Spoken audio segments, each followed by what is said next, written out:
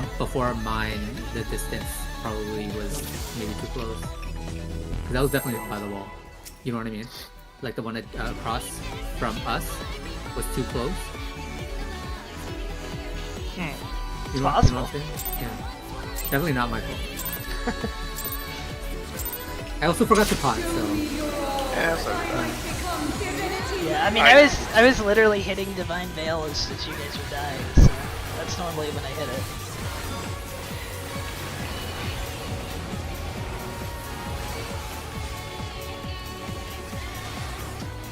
From nothing, I mold life.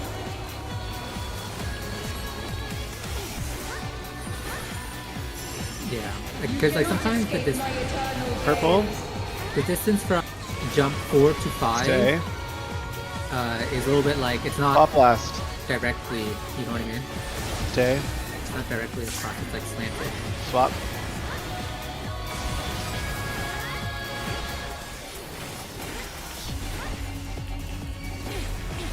Whatever you say, sir. All I know is Q lived. Yeah. If Q can live, why can't you? Because he has more health than me. Yeah, but he's Q. Dodge left.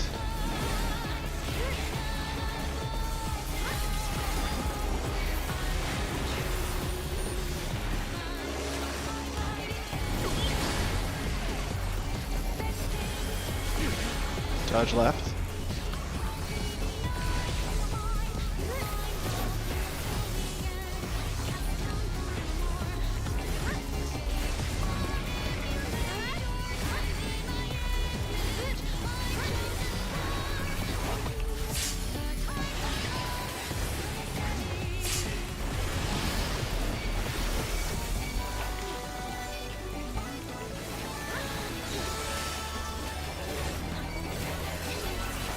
These chains are forged from the fabric of creation. In clocks. We're going to 2 yellow.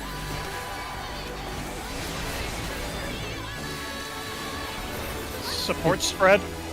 In first.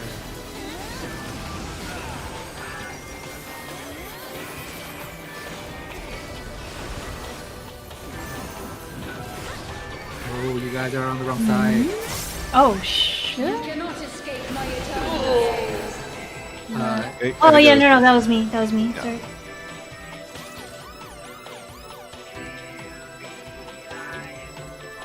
Yeah, there was. Sounds like I see 2 DPS literally standing on top of me. But Yeah, I saw him, and then my brain was just like, beep, beep, beep, boop, boop, boop. Like, no, there was no sound, only silence.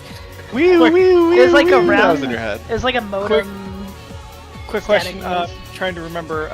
If you are the lasers for the Demo 3 or Digimon 3, if you're the towers, if you're the opposite color, do you go in? if you call dark towers and you're with dark lasers, you're in. Okay. Same color, in. Same color in. Okay. Yeah. Same color, in. I just wanted to refresh my memory on Yeah. that one. Cool. Same opposite. Like white lasers and your white tower, you're in. Yep. Same in. Okay. Yeah, same in. Yep. Opposite out. Seaman. Yep. I sure said that. Someone had to say it. Show me your all, that I might become divinity manifest. He keeps giving me things it hasn't given me in literal like I 50 was- runs. I was just thinking, like, I don't know when the last time I was the laser was.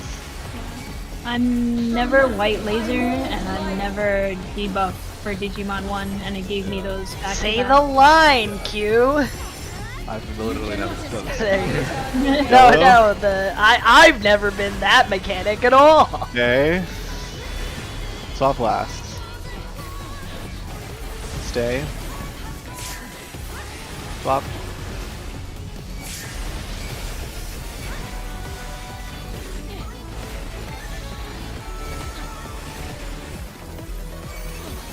Yeah, I don't know the last time I was the tether in the first pair of Digimon. Yeah, I didn't get a tether and I was like, shit, what do I do here? Dodge right. Speaking of, Again.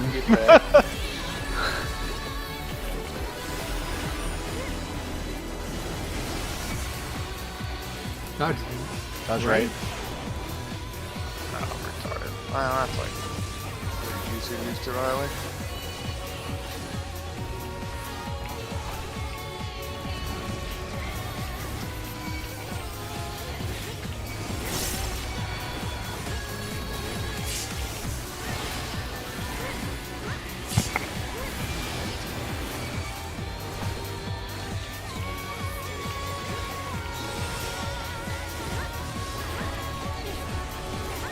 These chains are forged from the fabric of creation. Outclock. We're going to 1, red.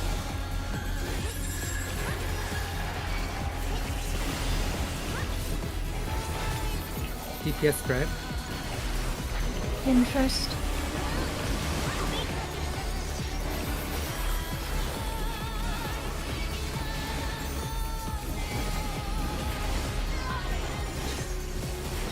Diagonal. You cannot escape my eternal gaze. Purple. Purple, blue. What's that? Or sorry, purple, red, actually. Swap early. Swap. Party stuff is next. Today, my theory Party shall out. be proven as fact.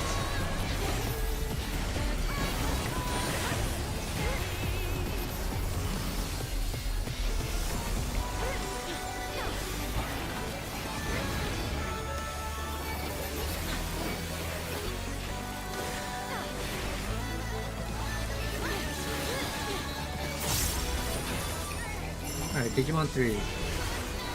Watch your debuffs.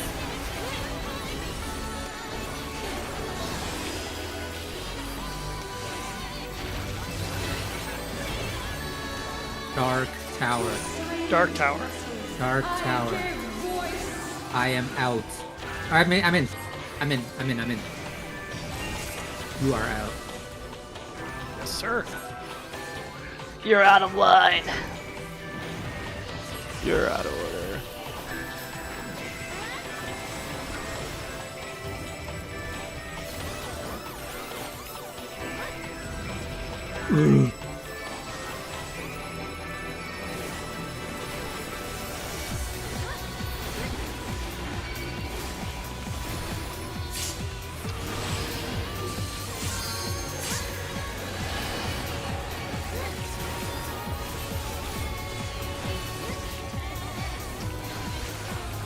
This is but a glimpse of the god's strength.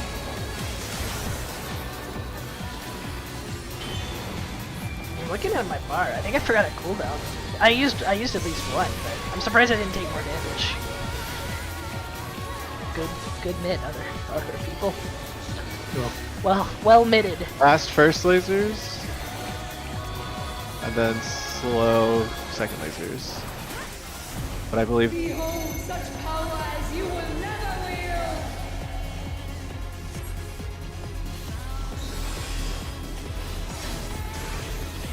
I'll go far. first laser. First lasers. Second.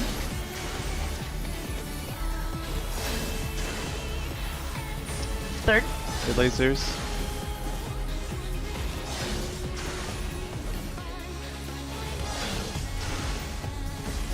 Fourth.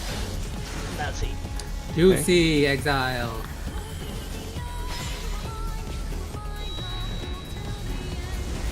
Touch the rock during the cutscene.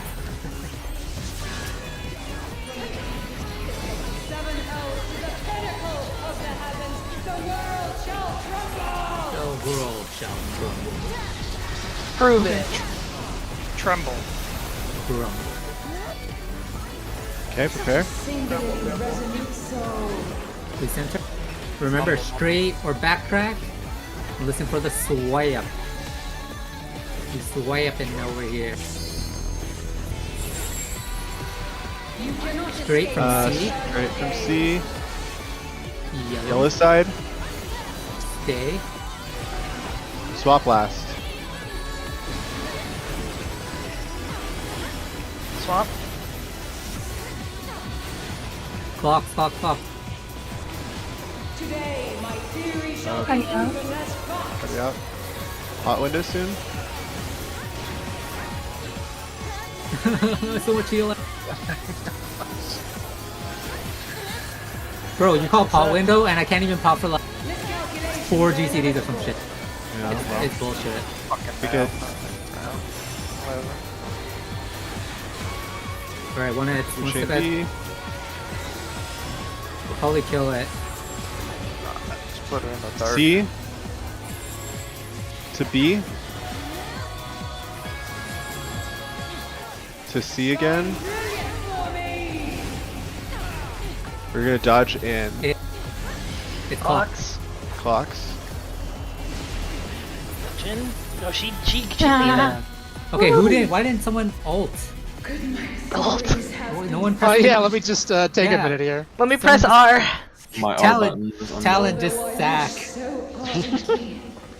No, okay, the perfect time to ult is actually, The last time I sacked, it didn't work. no. You do Party it, out. You Right? do it once we call the A or C, and then I rescue you back. Mm. Yeah. Yes. I rescue you to the next one. He didn't do it because Laws are this. not mine. Yeah, this misbegotten world. Misbegotten world is to blame. I'm surprised worlds are speak out. I felt like I did some Giga DPS, but I don't think I actually did. I think I'm my not sure. second pot window was bad. My second You paw did window is pretty good. 73k.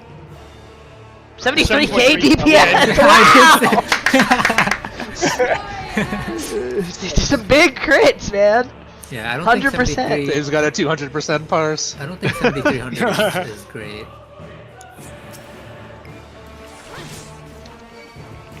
Yeah, like I did 8k. I did 8500 on my highest parse. You know, guys, we didn't Oh, no, I have did to 8K. die. Yeah, we did. Some of my Pot parry for window. that? No way. No way. Not happening. Wait, yeah, why do we reset when we waste the fairy juice? It carries over, right? Because we can't use No, my parry spots, disappeared. right? That's the reason I'm gonna. Oh, what the fuck? No, like during the transition, it disappears? Disappears. Battery cell. Oh, what the fuck? Bullshit. Yeah, it's fucking bullshit. Yeah. Do you think there's groups out there? Oh yeah, markers. Do you think Yes. there's groups out there that Yes. just clear both? At once? Yeah, for Yeah. sure. I'm part of that group. Same. Well, what about your bars? Oh, I did not invite you to the group. wow. I know. I was a Yeah. I mean, technically, A burst here, Dave. if they're able to kill it before, like, right when in-out is happening, I don't know if that's possible. Seems like quite a bit of DPS. Probably. We don't play perfectly. I do.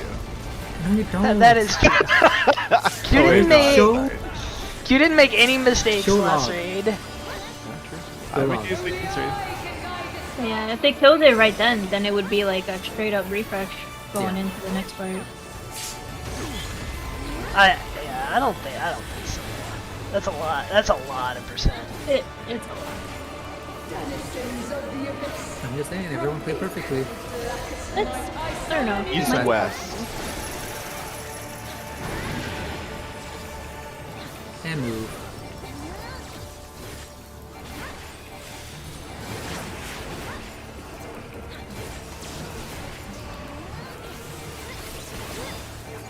Spin, please.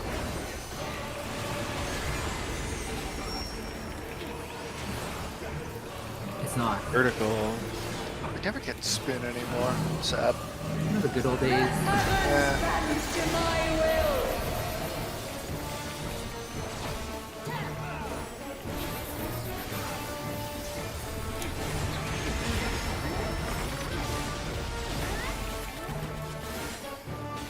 Beepog, beepog, beepog. Greatness forged.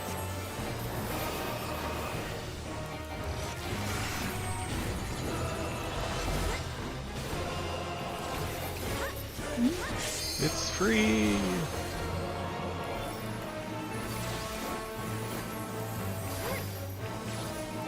A front, B back, A front, B back. Dodge Dodge. first. Of God's will cannot I be did not put myself disobeyed.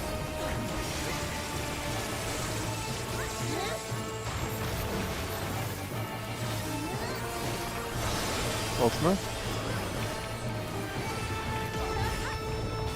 Crush.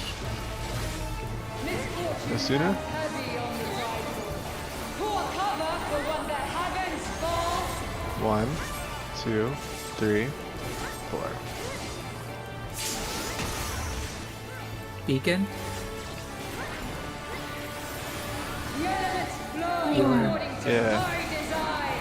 Healers. Double range.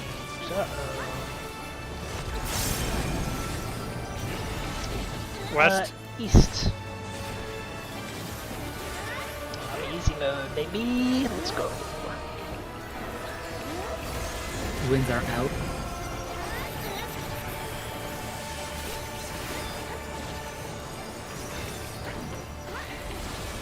Cold. I think I overstepped. No, I was easy. I was easy mode. Yikes. Yeah, the double moves. Just cut it a little closer. The circles aren't that tight. We need to cut a little bit. Yeah, the north souths have a little bit of room. Well, that No, doesn't no, no. matter, It was the 'cause, like, we fire. just- Yeah, it's the double move fires. They're the The ones. talent that just are- moved too much, yeah. Yeah.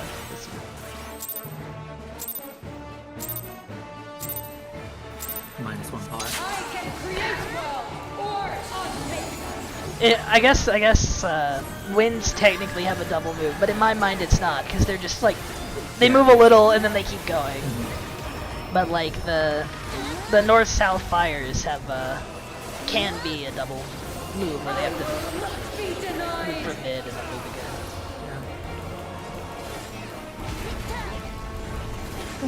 That's the main one that's easy to overdo. Yes, I think that's the One is only. clear on the floor. Yep. Only I can guide this path with great Yeah, I think it's for the- the south one, if you go past the intersection, you're fucked. Yeah. I think that's it. You go past the intersection by one step, you're dead. Yeah, I mean it also depends on your first movement. So if your first movement was a little short, you have an extra wiggle room, but it can be hard to tell with your first movement. East west. Move.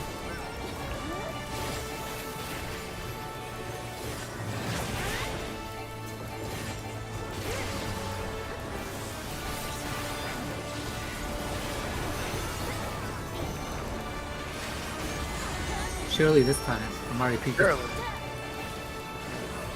There Oh, you go. we're in luck. I felt it. Spin the win, baby. Alright, this is gonna be it. I'm gonna be the double move. I'm gonna be the second fire.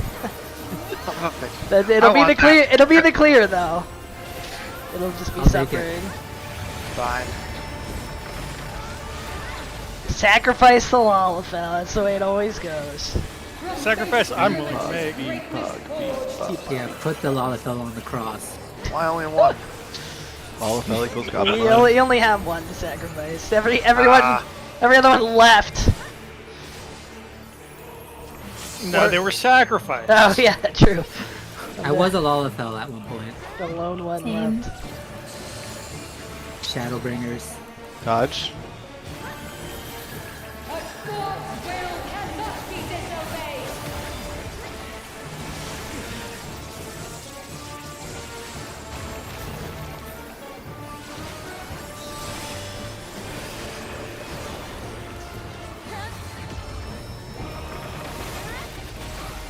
Misfortune and heavy Push on 'em. the right. Pour cover for when the heavens fall.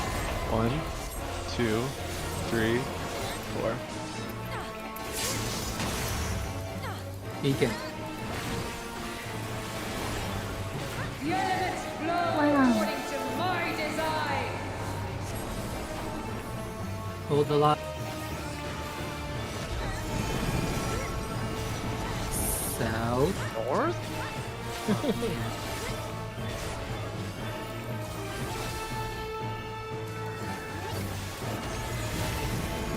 Winds out.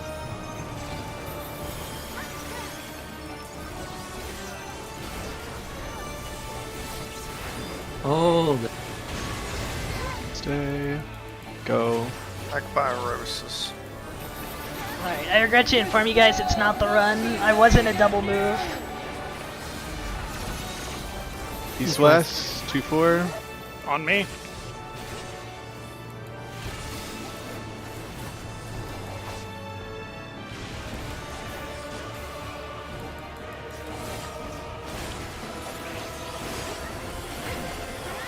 dude, my one skill being like 2 seconds left is fucking me up. Here we go. Line up. It's messing with my psyche. Creation's force is mine to set. Zero's fronts, one's back. Yep. Watch your debuffs.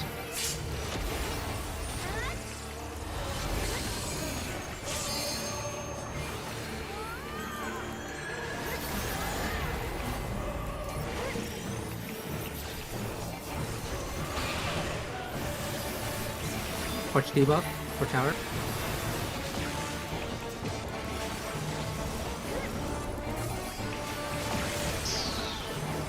Zero slimes, zero slimes.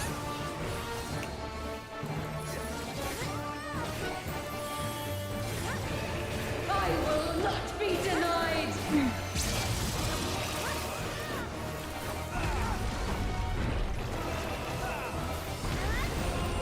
Fast pull.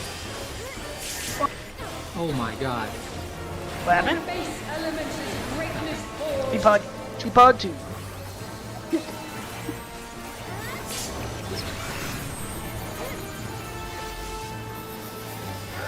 Ready? Ready. Ready. James is the true bid. The chosen one. Remember, it's A front, B back. And you're baiting the nail. A god's will cannot Bait. be disobeyed. Oh my god, Q. Oh my Fuck. god. Taunting. Group Again, up. I got Group up, confused. group up, group up. Slow resin. Okay. Misfortune Oh no. is heavy on the prideful. You got us in the Okay, I guess it's middle of 3. 1, 2, 3, 4. I don't know how he died because I got him. No health. There is no Yeah, one. yeah, he's just According to Oh, we're my dead. design. Right? I don't know. I don't know what happens. I don't know. Let's just try it. Okay, go, go, go. Well, I already fucked that up. How? I know Oh, to no, I pass too. Yeah, you Oh, don't. there's not enough people, Oh, there's not not enough enough people. pass. Yeah. Yeah, because now I'm gonna die. She can't move again. Yeah. Ah, No. Yep. It messes with the spacing. No. What happened on classical? I moved to the wrong side. Yeah. Oh. And then I fixed my side. Yeah. Where the fuck were you running? I just saw you. I had to rethink what side I was on. You were off my screen and then you came onto my screen. Yeah, and I was in the right spot. Got it. I told you I wasn't the I was double just move. like- It's I was all my like- fault. Who was moving to the middle? Sorry about it. Me, I had to. No, you. What? I did. No. Yeah. I pulled early. I can Sorry. create worlds. That was On me. that wasn't Yeah. really early. It was by a second. 0.6 seconds, you're fine. That's one tick in RuneScape time. You're not tick perfect. Fired. Get hit for a Right. 99 and die. I hate ticket. I will not be denied. I figured that would get him.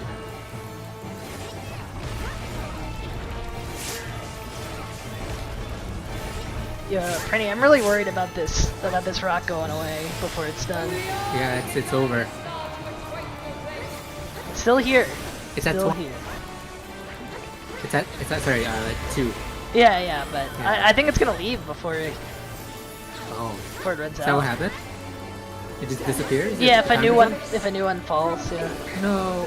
I don't know though. Summon you. North, east, southwest. Okay. Move.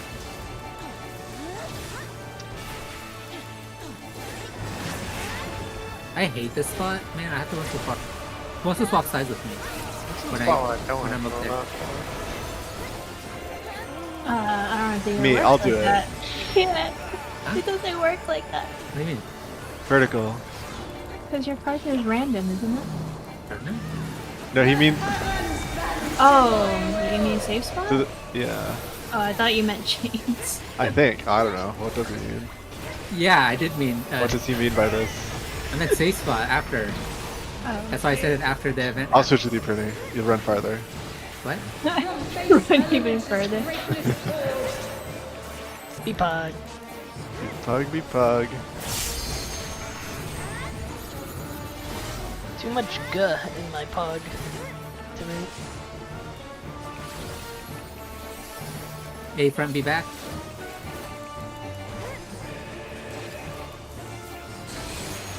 Dodge. A god's will cannot be disobeyed.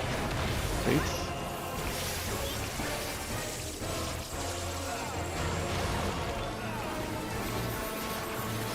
I was on the side with all the raid buffs.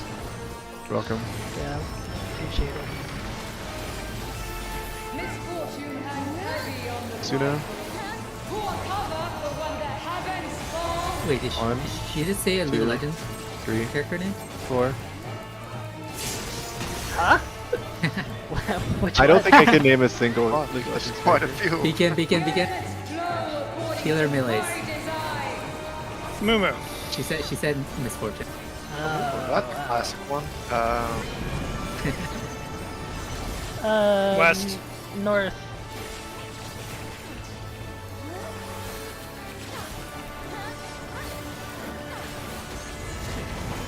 Winds out.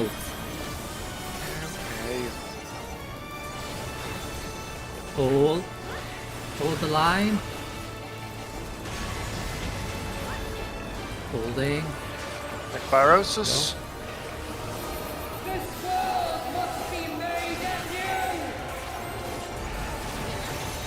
North, south. North, south. How dare 1 and man. 3. Dave will be safer.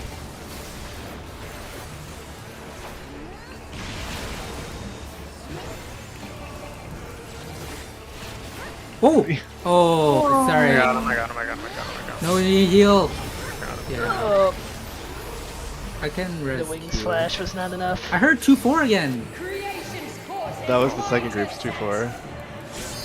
We're dead. Sorry. I think Q's just an Q is automatic zero. zero. Q is your zero. Yeah. Yeah. Okay, I'm one on back. I don't know who else is one. Who's the other 0? Me. Alright, I got it. Oh, wait a second. What? I'm on the wrong side. Fuck Yeah, me. no wonder. I was like, who? Someone's in my spot, and then I checked my debuff again. I was long black.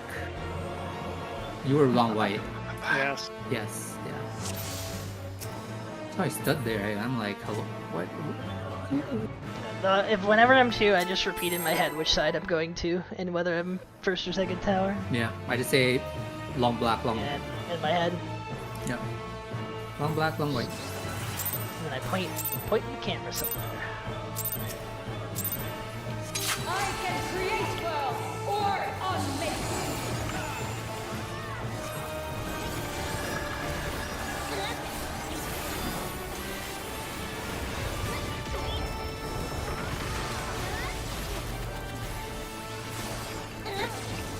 I will not be denied. The frogs. I will not be denied.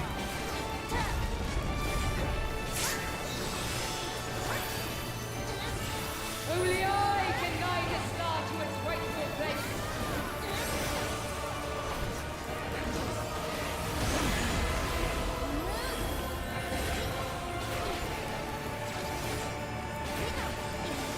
Denizens of the abyss, from ink of blackest night, I summon North, south.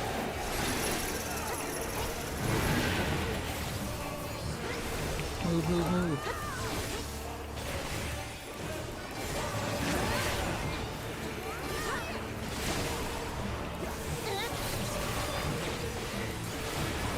Phoenix scared me that time. I thought I was gonna get hit by something. Caca. Then to win, Pretty. I already knew. The heavens bend to my will.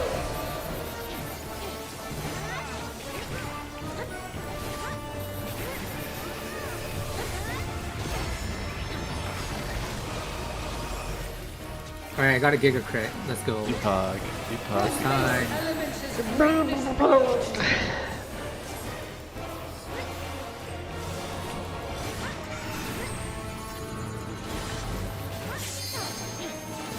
Too many reds. Yeah.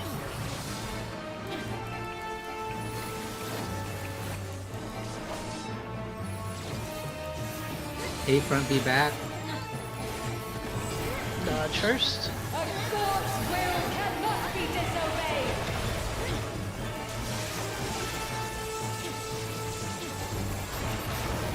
Did the left side get my thing? I have it. Okay. I think I was the furthest on the left too, so. Seems good. Misfortune Crush 'em? be on the prideful. Pour cover for when the heavens fall. 1, 2, 3, 4. Beacon. The elements flow according Tank range. to my design. You? He's testing. He passed. West. Oh, okay. North.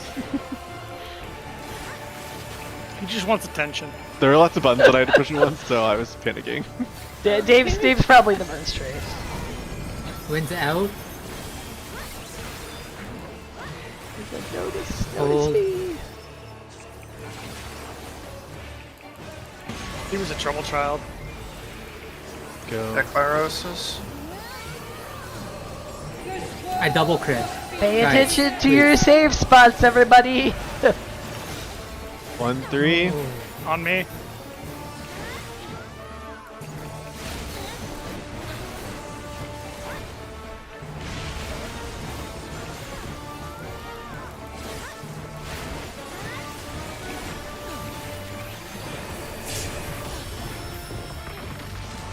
Read 'em. I know. Line up. That part is so bad. Creation's course is mine to That's pretty set. close. Moves forward. One's back.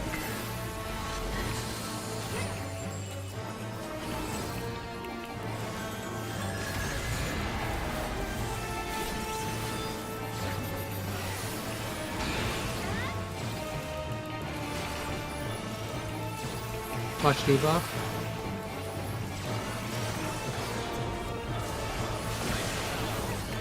Zero flimes. Still replay. He's getting fancy on us. Okay. Yeah, I thought it was close enough to grab them all, but it was like all the way on. the- Prinny speaking French, Q speaking Spanish. Jennifer Buffalo there. Did you Beacon get it? 2. Or Sorry. okay. Not beacon. Classical Oh, 2. Depog 2. Depog 2. Porque. Why is it?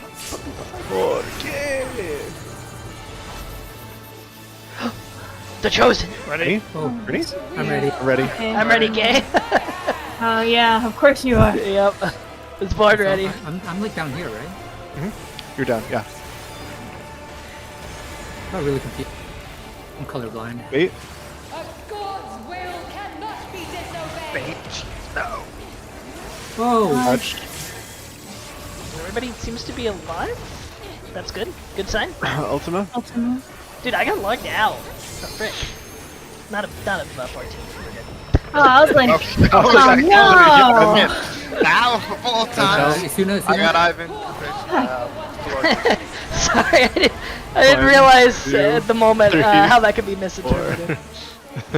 Last time Unite, like, what was Beacon it? 2, Direct Beacon X? 2, Beacon two. Beacon 2. The elements flow Oh, me. to my design. Remember, puddle, move. Pot soon as well. Direction, spice. Oh, great. I see it too close to me. No, my burst. Yeah. Better get used to burst stories. You're in one. Okay, that wasn't... That felt worse than it was. Hold. Go, go, go, go, get ready to mosey. East west. Mosey to your side, west. quick! 1-3. 2-4 for us.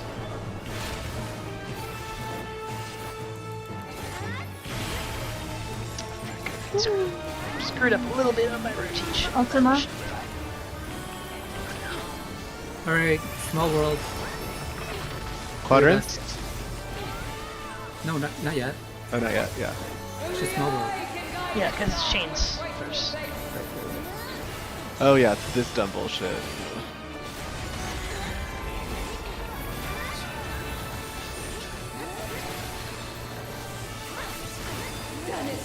We can go in.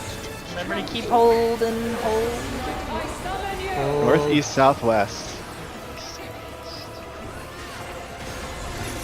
Hold. Okay. It's vertical. Go. God, I can't see anything. Okay. Spreading Quadrants. quadrants now, yeah. Denizens of the abyss. From ink I gap closed and was like, why wasn't I moving? Why didn't I go anywhere? Okay, stretch them. Stand in front of your partner. Oh, LB.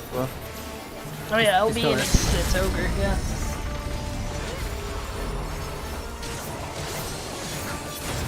yeah. G. We did it! First Yes! try. Alright, Talon and Q. Oh, Talon. Reaper. Reaper. Did Talon already He get got it? it already. He I got it. have the site. Ooh, Oh, that's so I'll sad. greet it then. Mind if I Whoever do? wants it, read it. If you already have the music pass, Yep. who still needs a weapon coffer? There's Me. only one, right? Just you? Is it just me? Yeah, it's just you. Woo! Okay, I'm passing on the. I rolled a big 33 on it. Yo, Alright. the rock just disappeared, pretty. Perfect time. Talon and Q. Surely you're gonna give it to me, right? I rolled a 3. I hope you roll 1 and 2. Ah! I rolled a 12. You This is rolled bullshit. 12. Little win. I rolled a Ah. 55. Okay, so Ivan got weapon. I did. I can't believe I'm the last one gonna get it, No, it's gonna be me. Are you kidding? bro. Ivan got weapon. Talon got. I carried you guys for Fine. 3 fucking Mm. fights, tears. Give me the mount. All right, well that was a run. That was nice. Good job, team. I felt like I did pretty good on that one too. I did pretty good, except for some reason right near the end I did a double 1-2-3 combo. I don't know how much of an impact that had. It was during filler, Probably 0. but Probably 0. yeah, Wait, it was my numbers pretty say I, weird. I actually didn't do that good. Feel like Any I might too. A-Raiders? I'm done with this game. Or PvPers? I have already logged out. The fastest login. Normally I would, but not tonight. Tonight I am We tired. can A-raid this weekend. Good night, Q. James. That's fine. Good night. Good night, everyone. This Good night. shield, Nice. good night. Nice. This ya. shield does not cover me well at all. It's very thin. Why is the shield so small? IDK. I'm out of here though. Because Good night, you are guys. small. Yeah, Goodbye, see you. Brittany. I'll catch y'all later. Yeah. Shit. See ya. Finish making my pre-craft shit for my That wasn't so bad. Did you have I like how I got the the weapon when Barsies? it's the only other max level class. Oh, did you get the Oh, you site? got the site? Yeah. Nice. Wow. Congratulations. You got it at 90. So, You have to play it now. Yep. I need chondrite. alright, manganese, now and everyone will know gold. everywhere that I cleared P12S because I got the mount and the shield and sword. Boast the bars. I need to know if I did bad. I'm sure I still did terribly. Felt good though, mostly. 30 chondrite ingot. Whatever. What mount am I removing?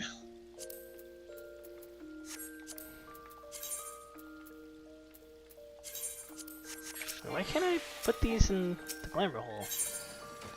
Huh? There are no glamour ready items. I can't place my sharpened sword of the twin Thimgs. In the did the glam roll? Did you not? Mouse over it. Probably not. It probably needs a patch or something dumb. Oh, it's an old weapon. It's the anima weapon. Oh yeah, you it's a can't put your relic weapon, final so yeah, stage no. in thing. Tell that to It's you. not the replica. Tell that to baby weapons then. Please don't tell that to baby weapons. Tell it. Tell it. Tell it.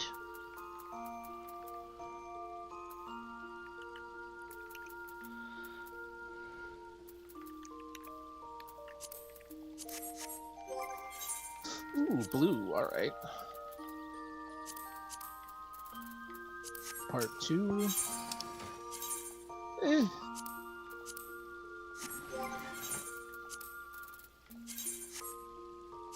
How the fuck did I get a 15? Oh, probably because I had a damage down. Damage dude. Rip in peace.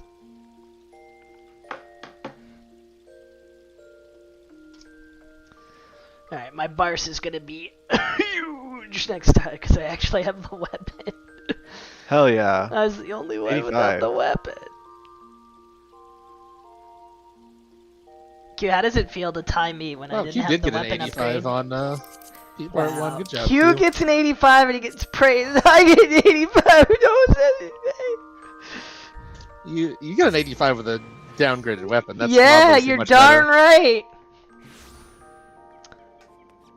I'm the ultimate skill issue. I have issues with my skill. Wait a minute.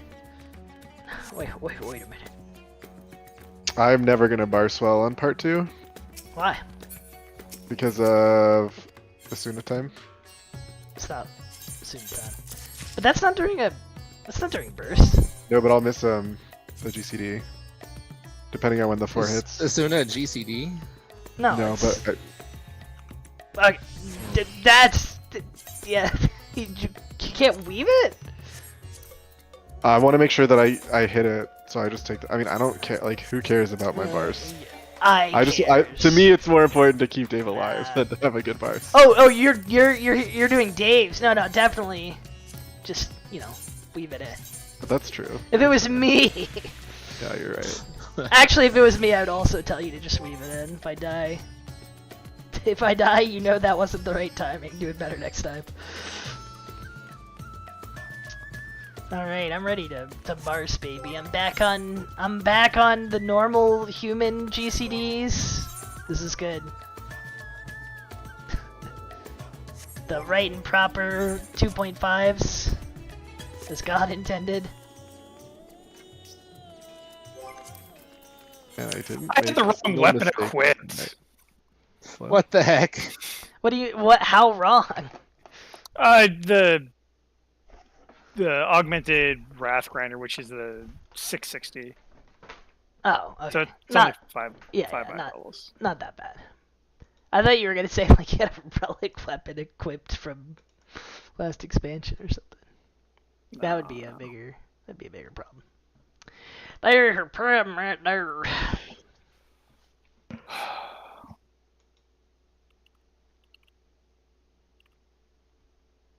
I was trying to figure out why I had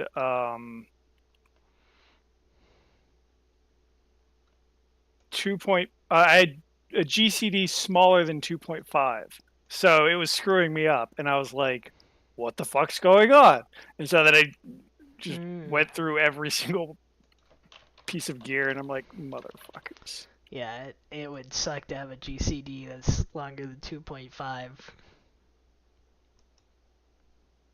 No, I'd Me, be fine with me it being until longer. now. Me until now. I mean, shorter than 2.5? I don't want it shorter than 2.5. Yes, but Ivan said longer than 2.5, and that's physically impossible. I meant shorter. That's why I said shorter. I'm not short. Don't call me short.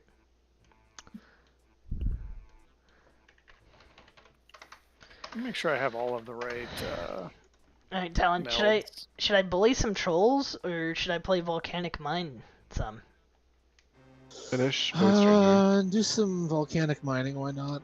I'm not playing Void Stranger until I have a nice Till morale dedicated improves. chunk. Till what? Till morale improves. Yeah. All right, let's see if I can do this correctly. This will be the first run. Wait, you can die in the volcanic mine. It's me, Knuckles, and I'm in the volcanic mine. Boo-doo-doo. That's a lie. Knuckles does not go to the volcanic mine. Knuckles goes to the aquatic mine. Right back. But speaking of mine, Q, when are you reading The Sunlit Man? Whenever I finish, See what I did there? See what I did there? when You I thought it was finish, one thing, but I said the other. the Seki Man. When are you finishing the sexy mailman? Probably soon. I The think I'm se- on the last chapter. The sexy mailman. Get it? Sexy mailman. Sexy mailman sounds like a freaking Dance Uchikoshi. move? No, an Uchikoshi reference or something. I don't know. It seems like something you would. You make some weird reference about it. 'Cause Dart, Anon. They're close. Alright. I'm going to bed. See you nerds later. See ya. My USB stopped working. USB, I need you to function, or else I cannot type.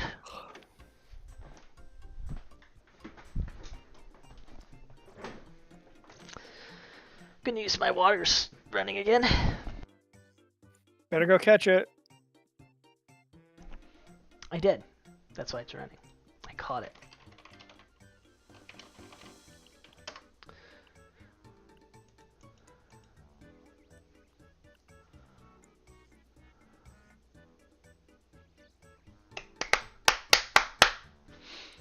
Alright.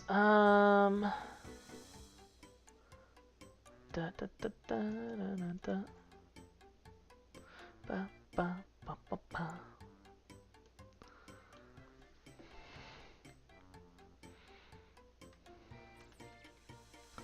Oh yeah, I need my volcanic mine teleports. Where did I put them?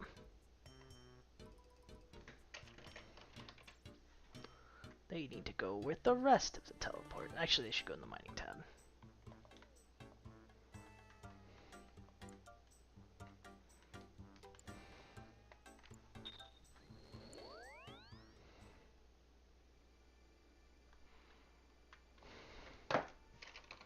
I guess I should have the guide open so I don't freaking eat crap and die.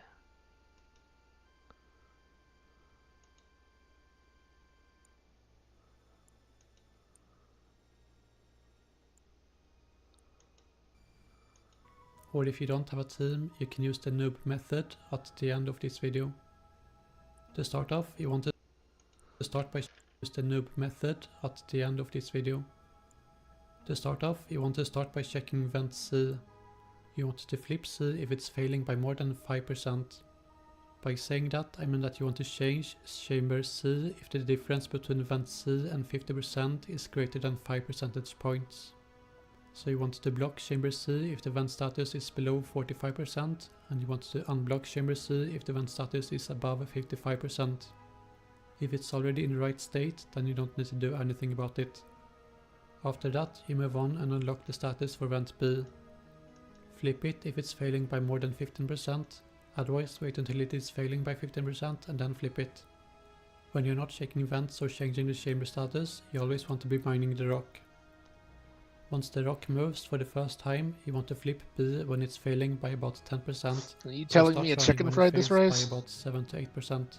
Yes. If it's 10%, the rock moves for the first time, you want to flip B when it's failing by about 10%, so start running when it fails by about 7 to 8%. If you are still at 100% stability when the timer hits 6 minutes left, then you can ignore the vents and chambers. When the timer is at about 5:20, you want to start running north.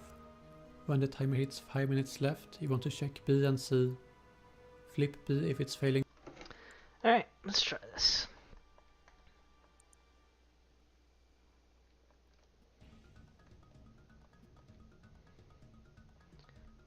I'm venting.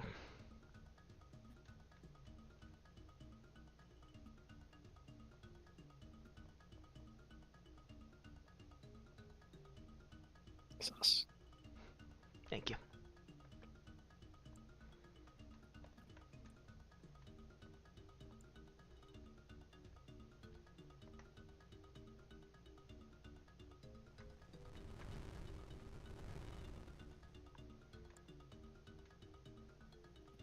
Oops, it's already screwed up. Oh, just a little bit.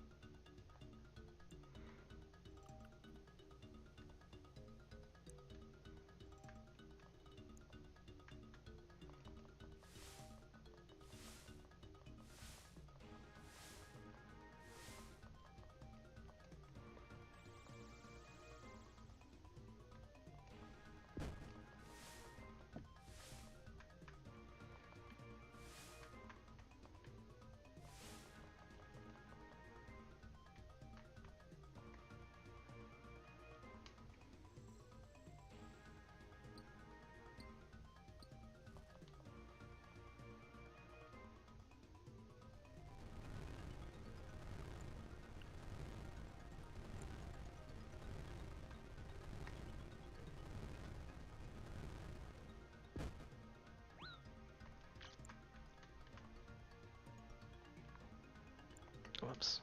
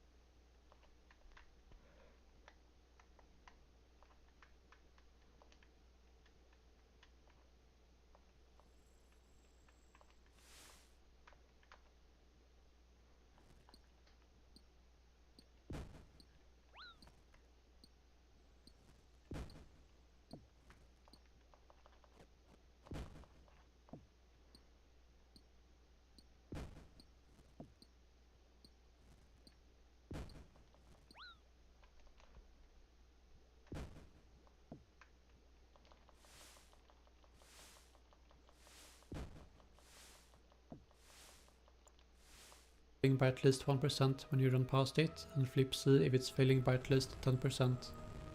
Otherwise mind the rock and wait until it is failing by 10% and then flip it.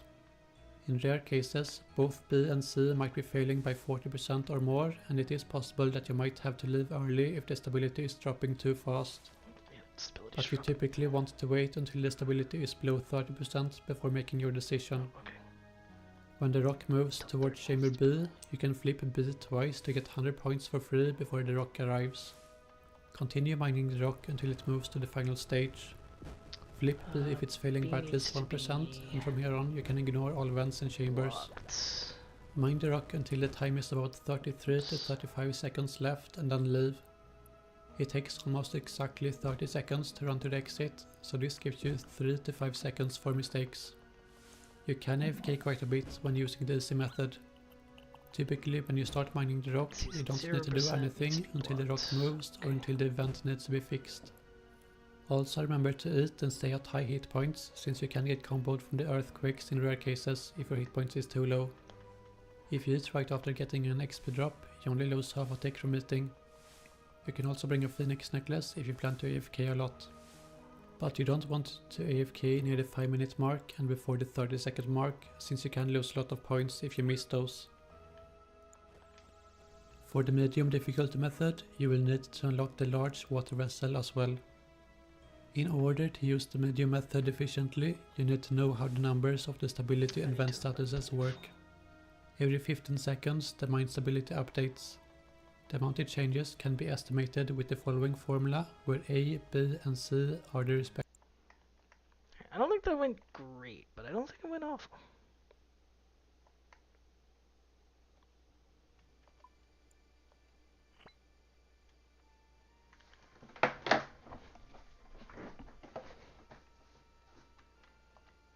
It went pretty bad, I guess. Respective vents failing by more than 10,000 points, which takes less than an hour to get if you have a team. Or if you don't have a team, you can use the noob method at the end of this video. To start off, you want to start by checking vent C. You want to flip C if it's failing by more than 5%.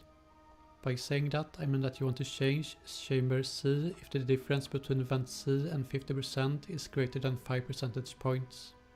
So you want to block chamber C if the vent status is below 45%, and you want to unblock chamber C if the vent status is above 55%.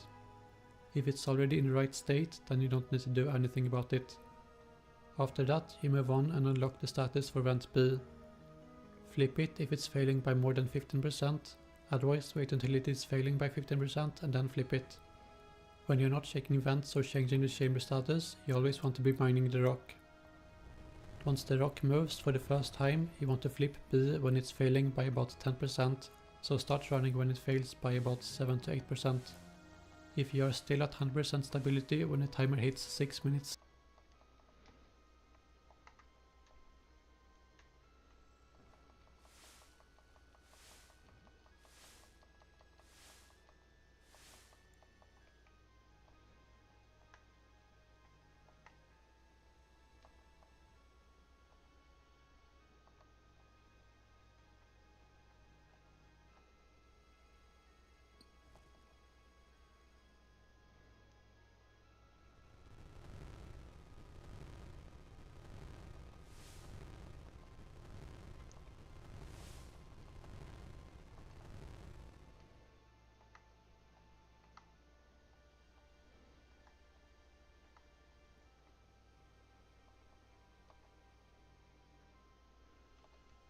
left, then you can ignore the vents and chambers. When the timer is at about 5:20, you want to start running north. When the timer hits 5 minutes left, you want to check B and C. Flip B if it's failing by at least 1% when you run past it, and flip C if it's failing by at least 10%. Otherwise mind the rock and wait until it is failing by 10% and then flip it. In rare cases, both B and C might be failing by 40%. At least 10%, failing by at least 1% when you run past it, and flip C if it's failing by at least 10%. Otherwise mind the rock and wait until it is failing by 10% and then flip it. In rare cases, both B and C might be failing by 40% or more, and it is possible that you might have to leave early if the stability is dropping too fast. But you typically want to wait until the stability is below 30% before making your decision. When the rock moves towards chamber B, you can flip B twice to get 100 points for free before the rock arrives. Continue mining the rock until it moves to the final stage. Flip B if it's failing by at least 1%, and from here on you can ignore all vents and chambers. Mine the rock until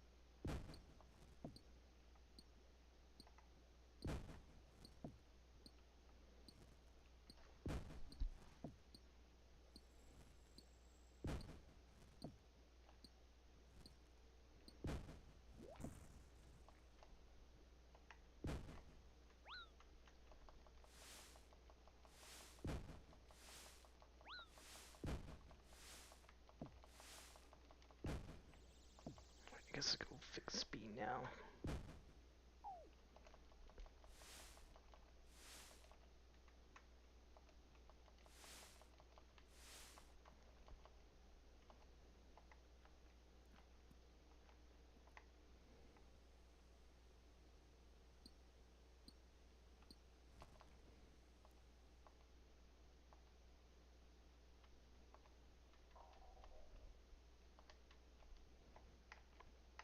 I guess it's right here.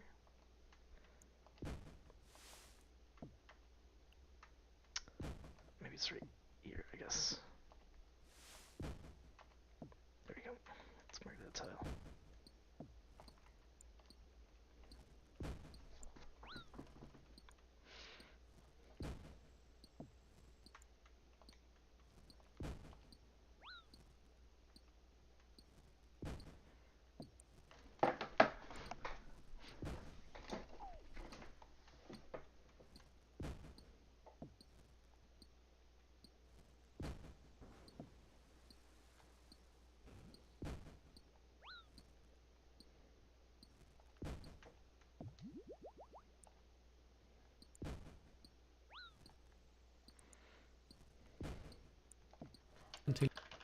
you can flip B twice to get 100. In rare cases, both B and C might be failing by 40% or more, and it is possible that you might have to leave early if the stability is dropping too fast. But you typically want to wait until the stability is below 30% before making your decision. When the rock moves towards chamber B, you can flip B twice to get 100.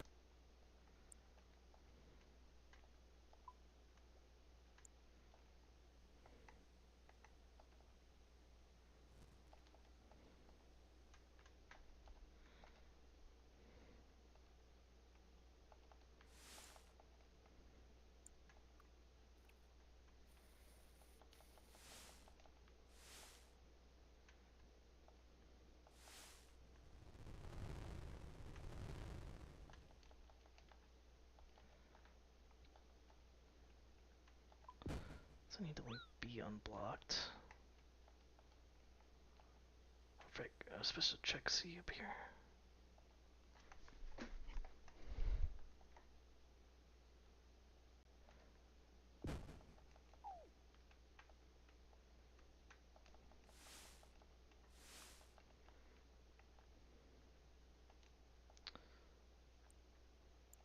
C needs to be blocked.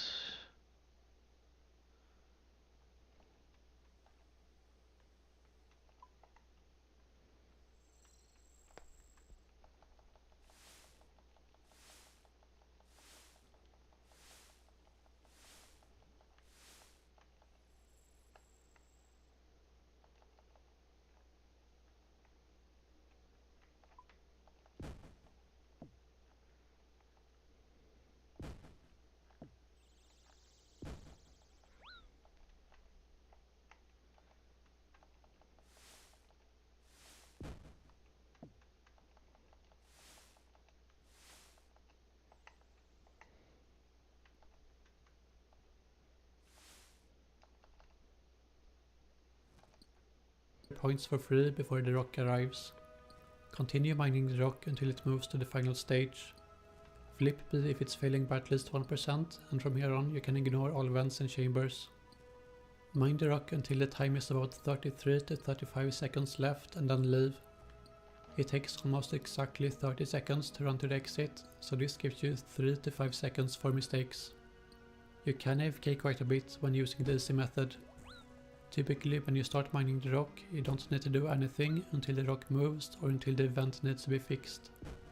Also remember to eat and stay at high hit points, since you can get comboed from the earthquakes in rare cases if your hit points is too low. If you eat right after getting an XP drop, you only lose half a tick from eating. You can also bring a Phoenix necklace if you plan to AFK a lot. But you don't want to AFK near the 5-minute mark and before the 30-second mark, since you can lose a lot of points if you miss those. For the medium difficulty method, you will need to unlock the large water vessel as well. In order to use the medium method efficiently, you need to know how the numbers of the stability and vent statuses work. Every 15 seconds the mine stability updates. The amount it changes can be estimated with the following formula, where A, B and C are the respective vent statuses. You don't need to memorize the formula, but it's useful to prove some things later on.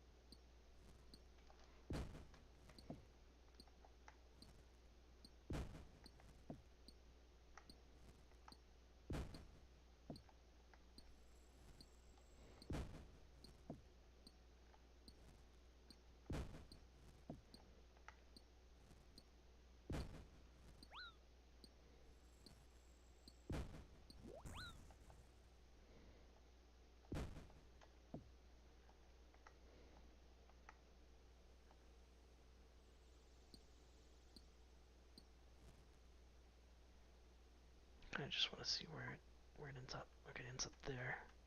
Alright, now let's leave.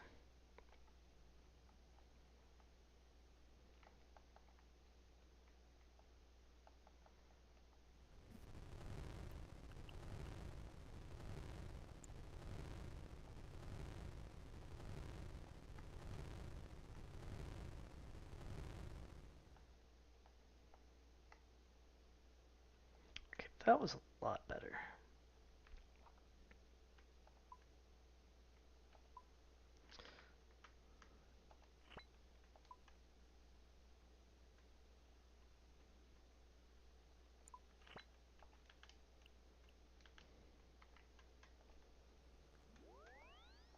Every 6 seconds the vent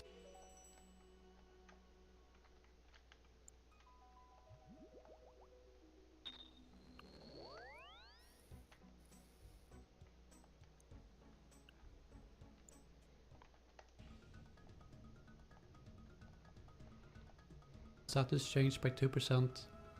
But when one of them is between 40 and 60, it makes itself, and the ones below most lower is too low. If you eat right after getting an XP drop, it's about 33 to 35 seconds left and then leave. It takes almost exactly 30 seconds to run to the exit, so this gives you 3. But you typically want to wait until the stability is below 30% before making your decision.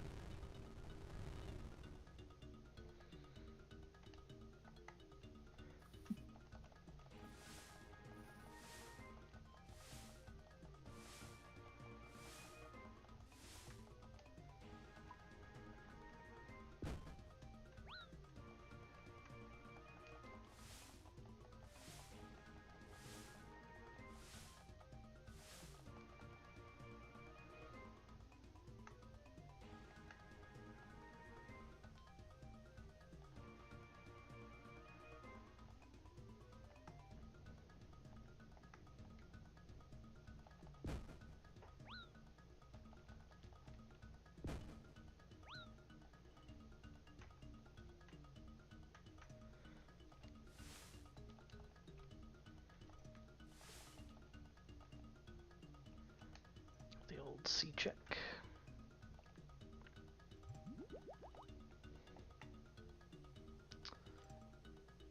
To unblock C.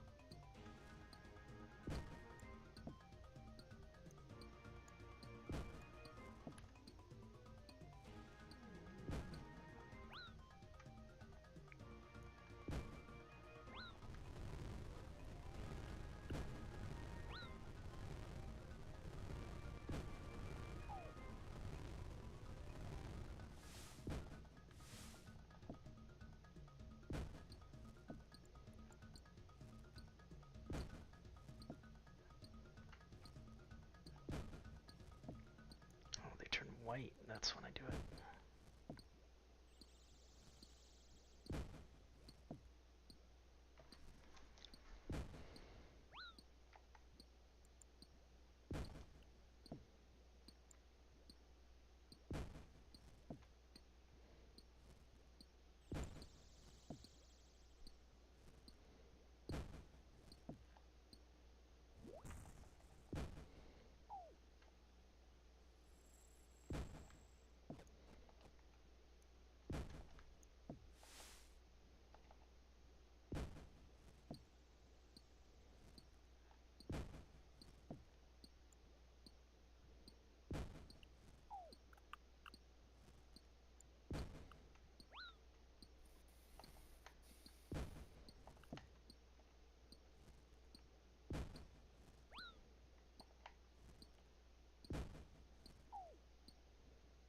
Probably need to head that way.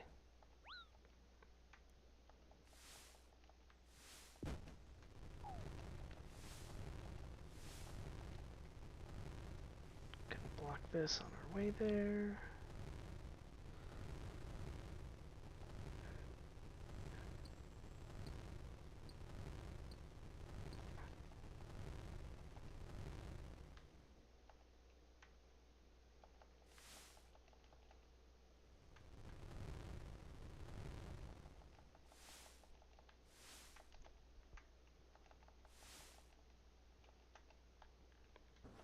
How's B? Needs to be still blocked. Oops.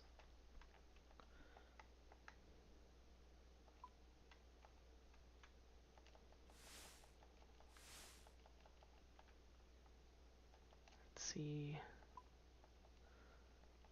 Also needs to be blocked. Okay. Back to mining.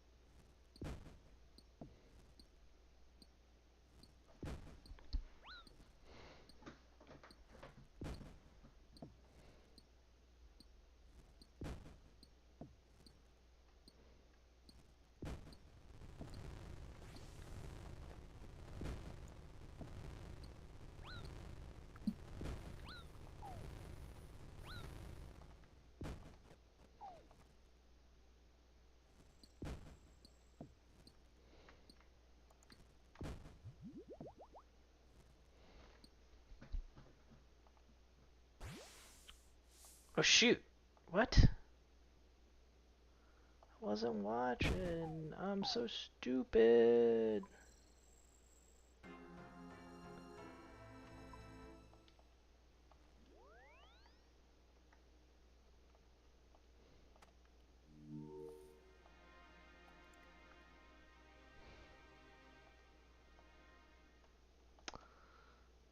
Alright, I don't like volcanic mine. Not doing any more of that right now. I think I need a few more mining levels or the dragon pickaxe first or something.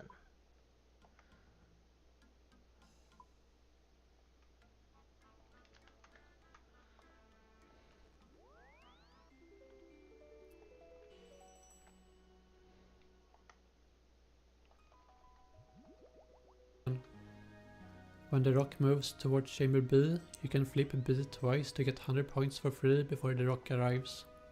Continue mining the rock until it moves to the final stage. Flip B if it's failing by at least 1%, and from here on you can ignore all vents and chambers.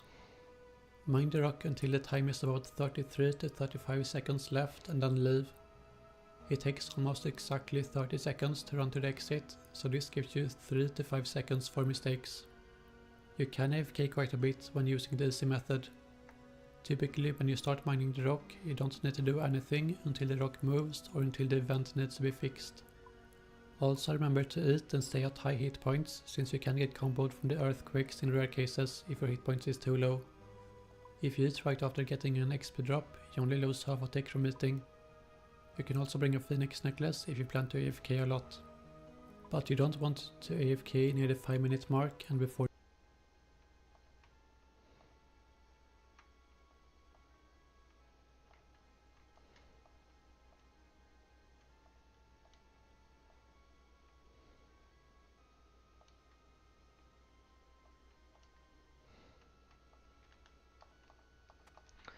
Alright.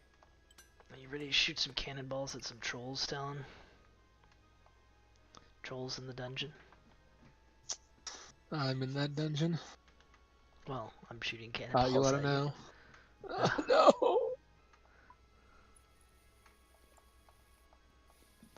Don't shoot me, bro. Oh, the troll manatee. It's too late. It's done. Technically it hasn't started yet, but see these trolls, you're about to not see them.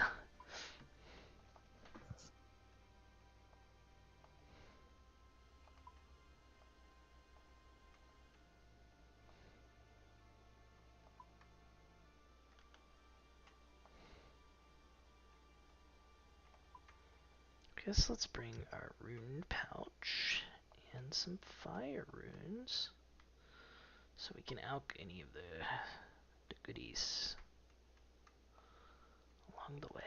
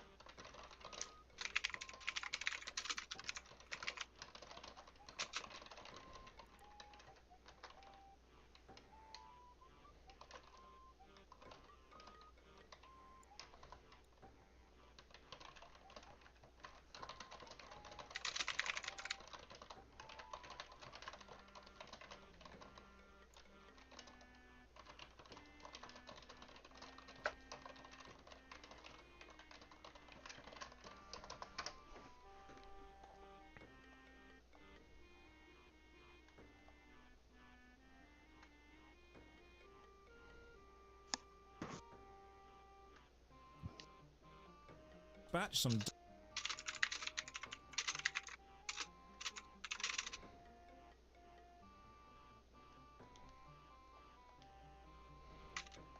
Not many games need a suggestion of genocide counter, but I'm 5 minutes in and we're on 1, so let's see how bad this gets. You know how most Chinese takeaway foods look and taste the same? I mean, some are better than others, but chicken balls and sweet and sour sauce from one basically looks and tastes like chicken balls and sweet and sour sauce from any other. They all have the same plastic tubs and a large bag of foam pretending to be prawn crackers. I'm beginning to think top-down Eastern MMOs are the same. They are everywhere, and there's a numbing comfort to be found in the almost identical design. You could have 10 different ones installed, but it wouldn't matter which one you launch, you're going to have the same experience. But much like finding a hairnet in a spring roll or a human finger in the spare ribs, it's the mistakes and flaws which make them memorable. So let's go and kill 1,000 identical enemies again, just like old times. Welcome, I'm Josh Drive Hayes, and this is Worst MMO Ever, a series where I play every MMO I can find in a journey to find the worst. Drop a like on the video or sub to the channel for more MMO stuff. Ring the bell for all the future notifications. As usual, a massive thank you to all the supporters on Patreon, Twitch, and YouTube who keep the channel alive. More information on how you can support at the end. For now, let's begin. Today we are playing Hero Plus, the Steam relaunch of the net game MMO Hero Online, except it's not a Steam relaunch, it's just a Steam launch, and the Steam servers are exactly the same. The Steam promo page images are something special. They are so painfully generic that I forgot them as I was looking at them, like my brain switched off and refused to even make a memory. Screaming to myself, we have enough memories of this game despite having never played it. Please, Josh, go outside. So of course I downloaded it, and the game installs 87 stacking patches, each requiring the previous to work, and I just know with this level of optimization,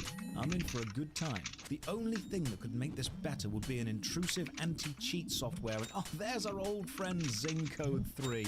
The gang's all here. The Steam advert demands I experience now, so I click play and it says no, please run the launcher again. So maybe experience now was a tad too optimistic. I joined the server Darkness 1 and the game reminds me I haven't created a character. I know, game, I've just downloaded you. What a strange thing to remind me that I haven't done. So character creation, you've got two factions, straight lines versus squiggles. Then you can select your character. I'm not saying that wrong, it's written wrong. In fact, poorly translated words and straight up missing letters, in some cases entire missing paragraphs, make this game an experience. Like how the lowercase letter L is stylized into this looping design every time it's used, and it's the only letter to be stylized like this. Character height, much like real life, is divided into 4 phases, 1 through 4, and then it asks for my name, so I write Josh Drive Hayes, and it just says incorrect. No reason given, just no. Well, okay game, I guess you would know best. Then before I finish adding my name, I am disconnected from the server because I took too long to make a character. Hero Plus has no time for laziness. Make your character quickly or no game for you. So we're finally in. First gameplay mechanic. Memorize this complete list of hotkeys. There will not be a tutorial for anything and nothing will be explained, so please take a screenshot in your mind and refer to this often. With that done, let's go. Movement is left click or the arrow keys. Camera control is hold down right click and move the mouse. Mouse wheel is zoom, but it's reversed. Scroll out, zooms in. Music is also off by default for some reason. M opens the local map, and it's actually quite nice. You've got icons of important NPCs, connections labeled to other zones, and the enemy list sorted alphabetically on the right, and selecting an enemy from this list not only shows you where it's found on the map, but also gives a complete list of potential drops from that enemy, again sorted alphabetically. This may look basic, but is actually functionally fantastic. All it needs is a search feature. There's no real problems here. So like every MMO in this style, we start in a small village, close to but not connected to the capital. There is a village elder who needs our help, so we have a chat. And they say, and this whole paragraph really does deserve reading because it sets the expectations for the quality of world building and writing as a whole. This town is originally one is in well-being, and in this town villagers live all together, but then in last year a plague started to spread among people. They started to steal food carelessly. First they didn't take it as a big deal, but then it started to increase slowly, so at the end people ran to Dragon Castle. Now remaining people are only old ones. Should we kill them in order to go back to stabilization? You need to collect 10 wolf pup leathers. Right, so a plague happened, people are hungry, should we kill every single old person? Please go and collect 10 wolf leathers. Just gonna pop that genocide suggested counter up and stick a little 1 just there. Don't worry, we'll be seeing this again. So the first quest is collect 10 wolf pup leather. Thankfully the village is surrounded by wolves. Well, thankful for me, the villagers probably found this quite hazardous. Combat is double left click, so behold, combat.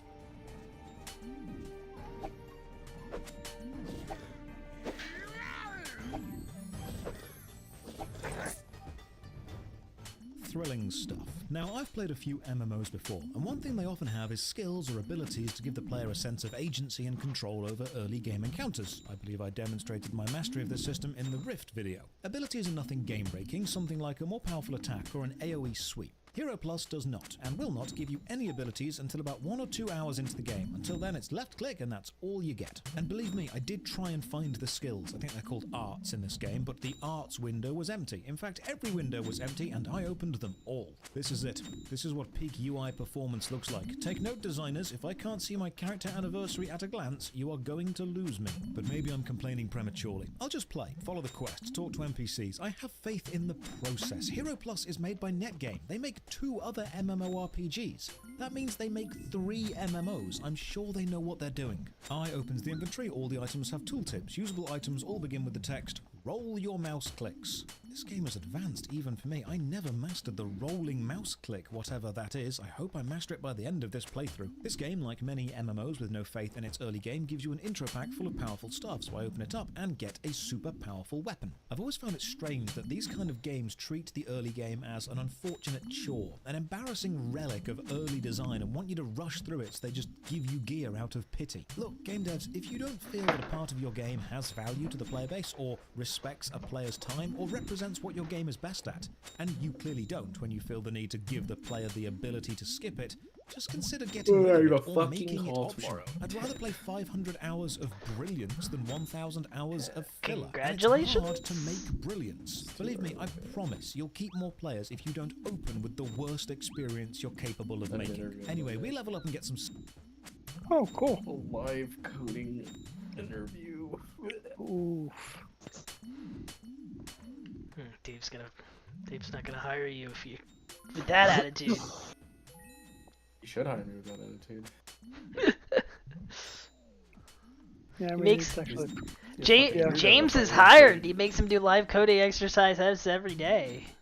Dave's just like, it's pop quiz. It's classic Dave behavior. It's more accurate than you can imagine. Bro, Steve. But usually they're like quirky. Oh, hey, have you ever come across this interesting quirk? Sure. He says quirky. Yeah, quirky. He's not like other girls. What? You're not like the other girls. You're not like the other bosses who get pop quizzes. Yours are quirky and fun.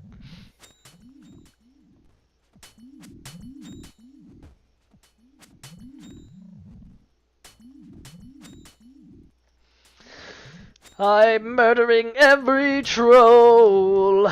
This is fun. I love murder. The wantonest murder ever created.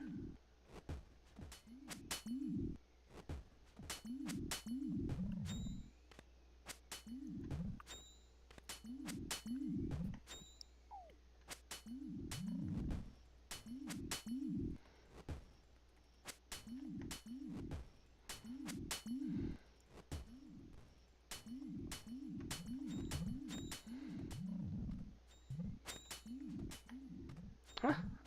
I loaded more cannonballs in there. Don't tell me I didn't. Now continue to kill these troll children.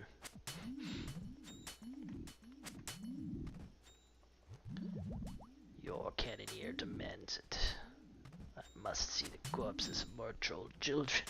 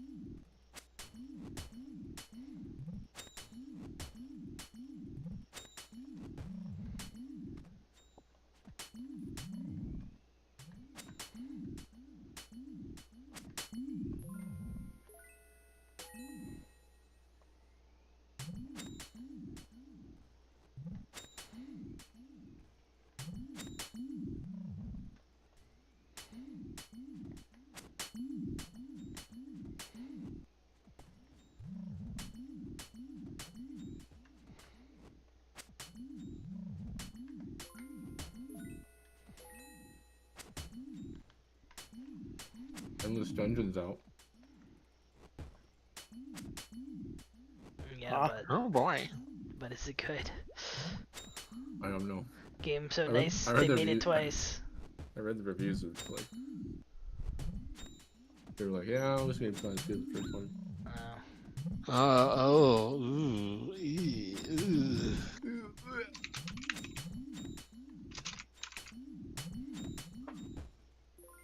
Yeah, maybe stick to 4X games.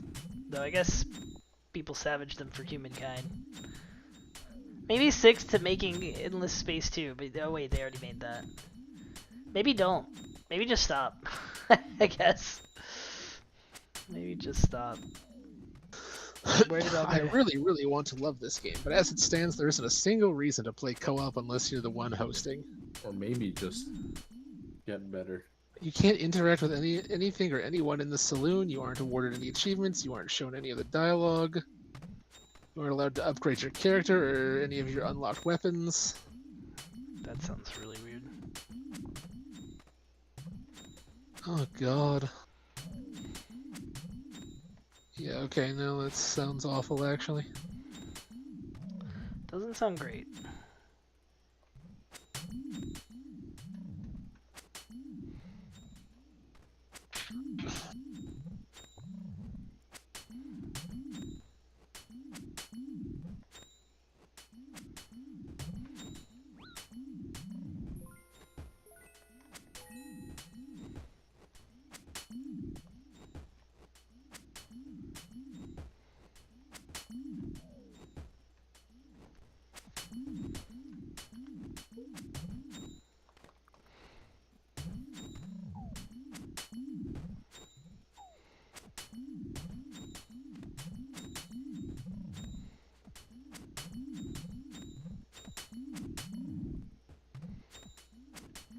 Everybody get in line. Beatings will continue until morale improves. Sharks.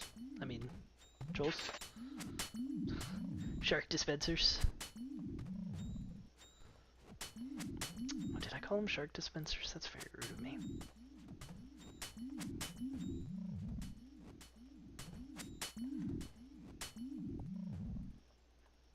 If they didn't want me to call them shark dispensers, why do they keep giving me sharks?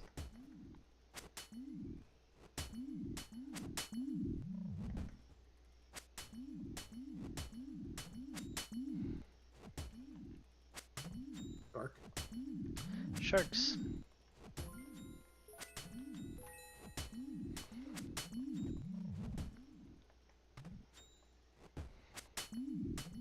Baby shark.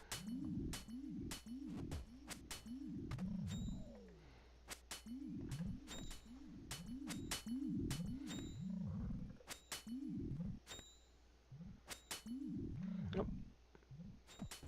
Forgot to reload the cannon. Kill them. Kill them, my children.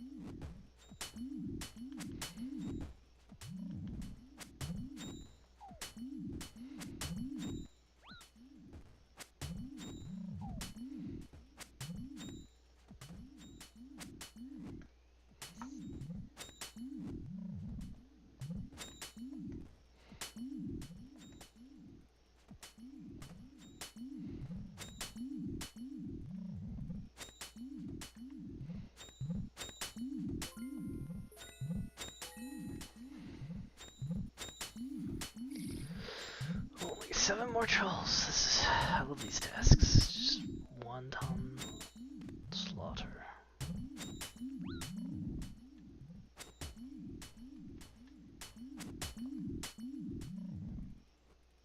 Three more trolls, 2 more trolls.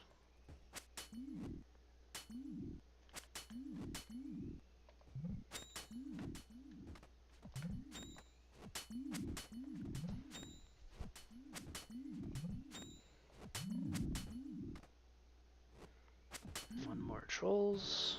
None more trolls.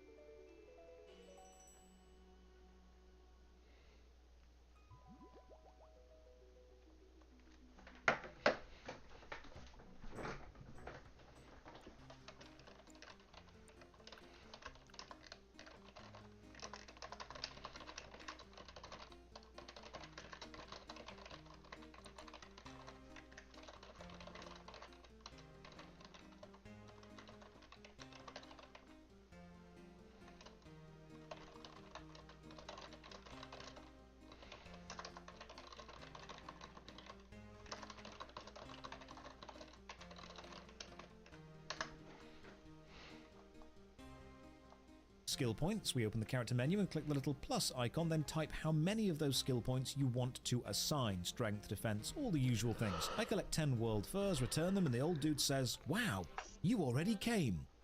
Look game, I'm playing to escape reality, not be reminded of it, thank you very much. Next quest, find some grain. This means clicking sacks around the village. However, in a fun, exciting mechanic I've not seen used too many times in too many games, you can just fail and the grain sack will still disappear. And the hitbox of the grain sack is just awful. It's like a single pixel somewhere in the middle. So you're hunting with the cursor, double click when you finally find it, and the game just straight up goes, nope, wrong sack, try again. This collection can fail mechanic clearly took so long to design and code they had to take resources from elsewhere, like whoever was responsible for giving the fence collision, too busy making the world's smallest grain hitbox. But then I discover a fantastic glitch. When you interact with anything, including the grain, you get a text box pop up with the options back, close, or forward.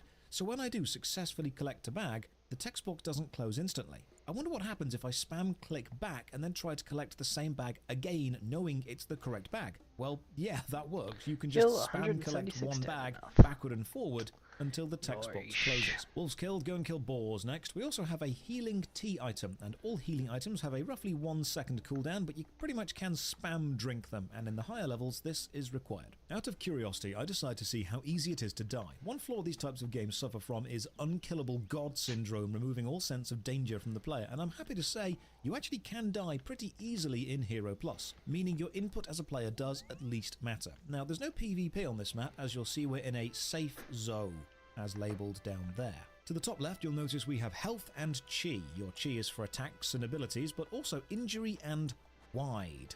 Injury goes up when you get hit or die and reduces your damage based on its percentage. We'll see more of this later. The wide bar, however, I have no idea. It's not even on the page's actual instruction manual. Maybe it's a reminder to go to the gym. Like the game knows my desk is covered in takeaway and cups of tea, and it's gently hinting, hey Josh, wide meter's getting a bit full, maybe go and hit the Stairmaster. If you try and click and move somewhere you can't move, you'll also get this cute little jiggle sound effect.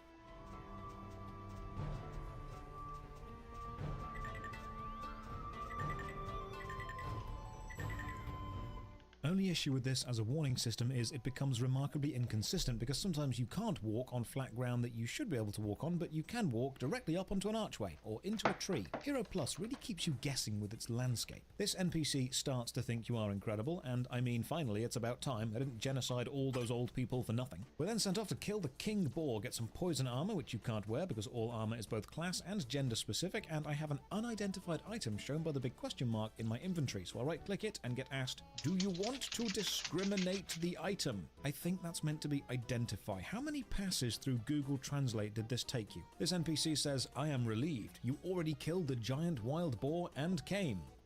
Whatever floats your boat, mate. I'm glad I can save us some time. Now a slight annoyance. Pressing M opens the local map, but pressing M again does not close it. Instead, it opens the world map, and from there you can see level ranges and click on other map locations. I guess I'm just used to a hotkey both opening and then closing a specific window, not having a bunch of windows it cycles through, because I keep forgetting this happens. We get sent to the Stable Master, travel down this hill, and the in-game music just stops. This is something Hero Plus does a lot. Background music seems tied to location or time of day or just how the game is feeling, because there are sporadic dead zones where nothing plays. These bandits chase me in perfect step like they're rehearsing for West Side Story, and then I finally reach the main city, and as expected, there's just no one here. NPCs stand around in mute acceptance of their dull fate to be novice trainers of skills no one will need. They also have a rather stylized nameplate with greeny blue wings spreading to either side, but this reads as closer to Egyptian iconography than Eastern martial arts. You're getting your aesthetics confused. The Stable Master gives us a horse mount up with tea, and now we're off to chat to Lord Sagan and become a real warrior. He says, grats, you are now a real Muramin,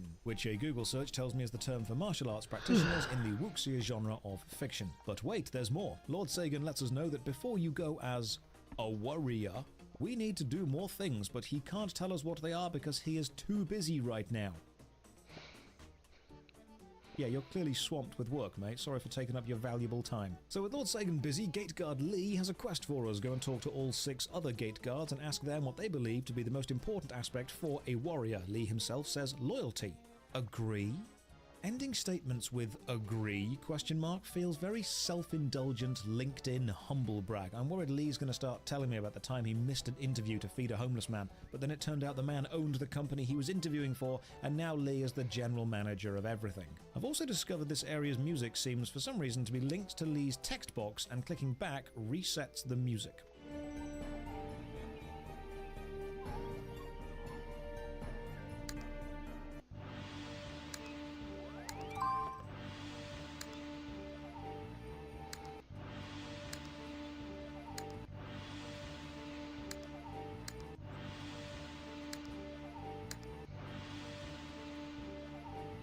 So I go to learn 6 generic missions from 6 guards, and then Lord Sagan's icon just stops showing on the map. This is another intermittent issue with Hero Plus. Sometimes the maps just don't want to map. When we do return to Lord Sagan, he says, okay, tell me what each guard said was important. Oh no, it's multiple choice. You didn't tell me I'd have to remember what people said or pay attention. There's 6 choices, and if you get one wrong, you just have to restart the entire thing. So I think it's going to be quicker to go back to each guard to remind myself what they think matters, but they don't tell you twice. If you missed the information the first time, the only way to get it is to drop the quest Restart, ask them all again, and write the answers down. Fine. Lee likes loyalty, Wu says virtue, Sam says love, Shim wants humanity, Jong has morality, and Jules says chivalry. Sagan accepts all these answers and says, well done, you are now a warrior. Go get a better weapon from the warrior trainer. So we do, and the trainer says, nope, you're too low level, go away. Right, guess we need to level up, then come back. Let's do this. There is a magical tree in the center of the town square celebrating Arbor Day, a holiday all about planting trees, and interacting with it gives you a magical, powerful passive buff. Thanks, trees. This quest needs us to find a woman's lost ring. We do this by killing bandits and bringing 10 rings back. Wait, what? No, you've lost 1 ring. Why do you need 10? Are you just picking up and trading to a nicer ring? So I go and kill 10 thieves and gather some rings. Now, quest-specific items are collected automatically. Other items like weapons and healing items are dropped and must be manually picked up, but all of them go into the same inventory. I gain an arts point while doing this, and I don't know how to spend it, so we'll figure that out later. I also discover the hunting aid window. It looks like a programmable macro, and I have 73 minutes of use remaining. You see, games like this don't really value the plot, the paper-thin excuses of stories that are tacked onto quests to provide the most basic of emotional motivations to go and do them. It's all superficial because the entire thing is basically mechanical, and this is a complex program to tell your character when to attack, eat, buff, run, or switch weapons. You can essentially program this, then leave the game playing and go and do something else more fun. Amazingly, I do spot a few other players, but when I try to inspect them to compare their endgame equipment to mine, they don't want to be inspected. Now you might be asking, what makes me think they're endgame? Look, these types of MMOs have 2 types of players. Deeply enfranchised, maxed level, fully geared elite players who can clear everything and have been playing for years, and me.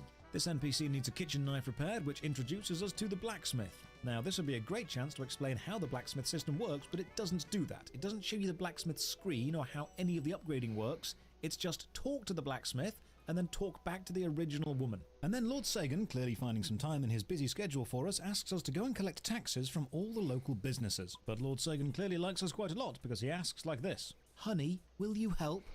Why, yes, Sugarplum. Of course I will. You know, when I downloaded a game called Hero Plus, I was really worried that all I'd be doing were heroic, exciting things, and I'd miss out on the chance to play a small-time financial bureaucrat. Oh, thank God I was wrong there. I hope the next few quests have me inspecting the sanitation network or filling out import and export forms. When do I get to do my taxes? The next quest is for the warrior class trainer specifically. Prove my loyalty by bringing them a +2 small bronze sword with an opal. Okay, the quest also instructs me, place this item in the first slot of my bag before interacting. Now, there are very few MMOs which require a quest item to be in a specific place within the inventory to make the quest work, but hey, these guys have 3 MMOs. They know what they're doing. So look, I have a bronze sword, or a small bronze sword, or a +2 furious bronze sword, and I have an opal. Do they want them all separately? Do they want the specific item named exactly +2 bronze sword? So I try every combination to hand something in, and it doesn't work. Maybe the opal is like a gem, and I need to slot it into the sword. The swords do say socketing available, so I chat some NPCs and find the socket creator. Unfortunately, it's going to cost me 16,000 gold, and I don't have that, so I'll come back when I do. The game also keeps telling me to upgrade my arts with multiple S's, but I don't have any arts. I have, however, discovered pressing A will attack whatever is attacking me. Less clicking. Good. I now need to collect 10 wolf fangs, and the drop rate seems to be about 20%. With enough money gathered, I can finally add a socket to the sword, and it turns out opals don't go in sockets. What does this quest want me to do? I can't even Google it because the game is so unknown. Not even Google has search results for it. Do you specifically need an item exactly called +2 bronze short sword with an opal? There? I don't know what drops that, and I've... Oh, my first game. You got a dragon? Yeah.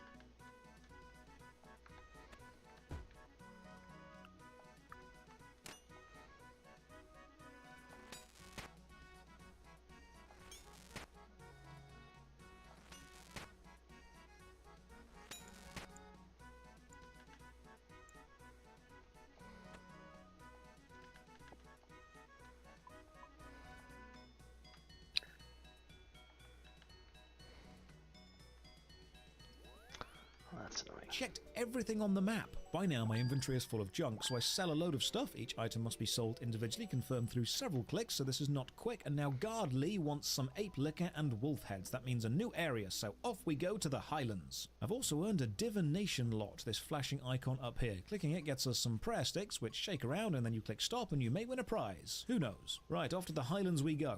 Or lowlands? Are we going up or down? Okay, here's a really strange issue I've just noticed. We're at the Dragon Castle map, and our local 27 map shows damage that is the a lot. Highland Zone exit is above us, what you'd assume is north. But the world map shows the that one never Highlands works as for being me. below or south of Dragon Castle. The same is true for the other area. The local map shows Venom Yeah, Swamp I to the mean, south, right now I have and this the world map piercing shows arrow Venom Swamp thing, as so above us to the north. But when you I actually get a whole look bunch at it, of no maps shit at all have north, activated east, and south, or west triggered. marked on them. Are the local maps and world maps upside down compared to each other? How does that even happen? What is your world layout? So we fight into the Highlands. All areas are basically the same, but with higher level enemies. But the Highlands does introduce How a good is brand the new customer sound effect card? and Like- some voice acting. In fact, this is the sound effect the game uses the most. Dave, the customer is always right.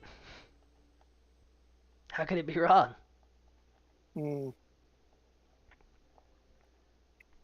Enemy Problem is laughing. the rare items are always more expensive.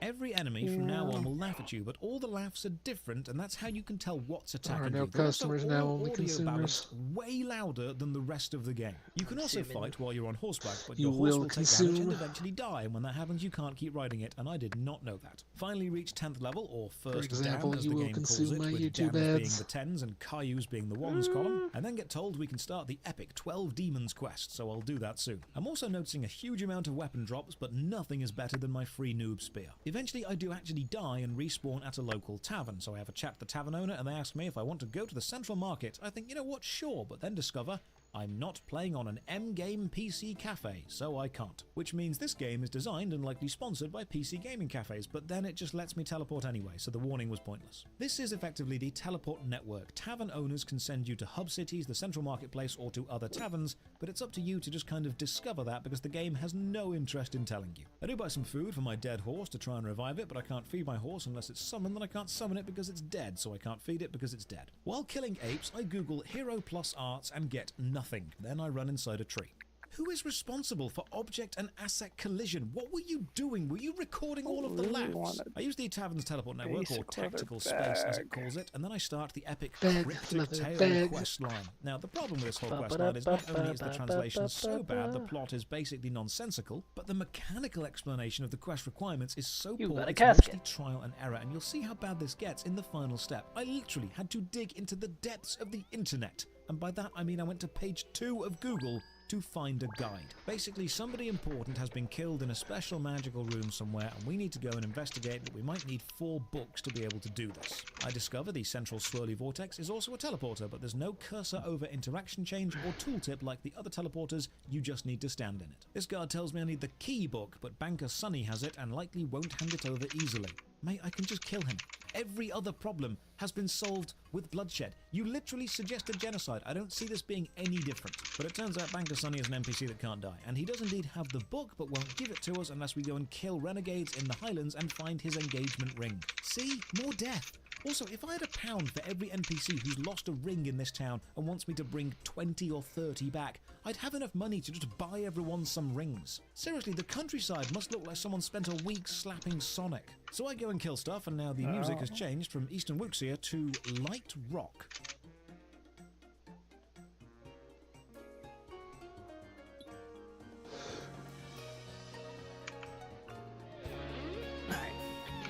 AFKins Dagonos, as God intended. Remember how I said every enemy has a different laugh? Well, you'll know that you're leaving the rogues and getting close to the renegades when you start to hear this noise.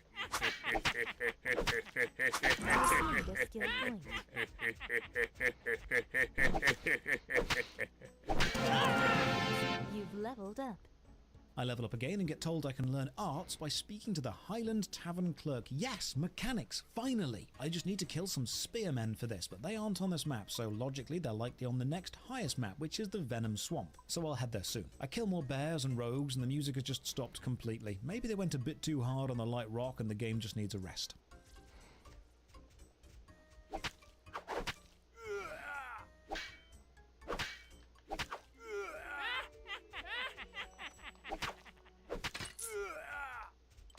Playing this game is like actively zoning out. I don't feel like I've played a game as much as lost a day. I do sometimes wonder, with the absolute plethora of games available to people, what keeps someone playing this? Is it bad internet, lack of exposure, sunk cost fallacy? I'm not saying you're wrong for enjoying whatever game you want to enjoy, but if you're playing this because it's the best you have access to or know about, you're in for a treat when you discover every other MMO. Daisy chained my teleports from the Highlands to the Central Market to the Swamp, and then pay a small price for the privilege every step of the way, and now begin to struggle as I'm quite underleveled, which means potions prepare to be chugged. The plot now thickens, or gets murkier depending on how you look at it. The important murder room isn't actually a room at all, but a secret location in the swamp, and I need several objects, in this case 4 books, to see it, and those books need to be found by trading valuable objects to the people that own them, and one of the valuable objects is Mad Physician's boots, so I need to go and kill him for his boots, but I get warned, be careful, he's crazy.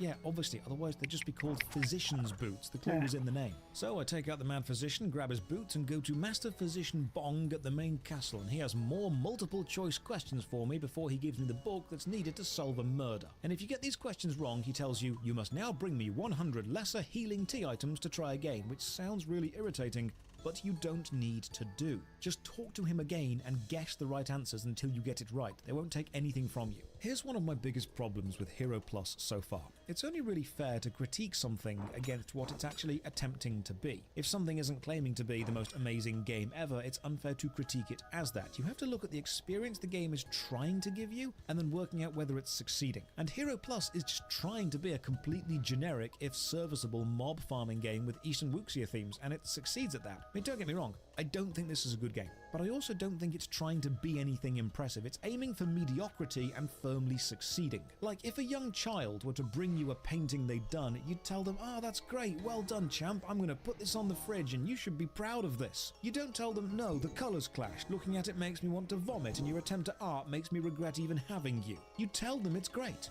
So yeah, Hero Plus is great in the same way that a pile of mashed potato arranged by a baby is great. They weren't aiming for much and they absolutely achieved it. I've also just noticed my character's nameplate says Nameless and then instantly follows that with my name. I get back to the swamp, kill some giant spiders, and this dude asks if we want the magical mystical book, and if we do, he'll trade us 10 dead toads for it. Do these people realize I'm trying to solve a murder and all they want is food? Well, I go and kill some toads and okay, I did not expect that. A tree decorated with hanged people. That's quite brutal. I especially like how the hanged bodies are 3D models, but the hanged skeleton is just a flat texture because modeling skeletons is hard. But still, dead bodies is quite a mature decoration. What age rating is this game? It doesn't seem to have one on Steam or its own website, but I search Hero MMO age rating and I get this paragraph. Really fun and age appropriate for 10-year-olds, but has to be rated 17 plus for legal reasons. Now that's not too much help though, as that's a review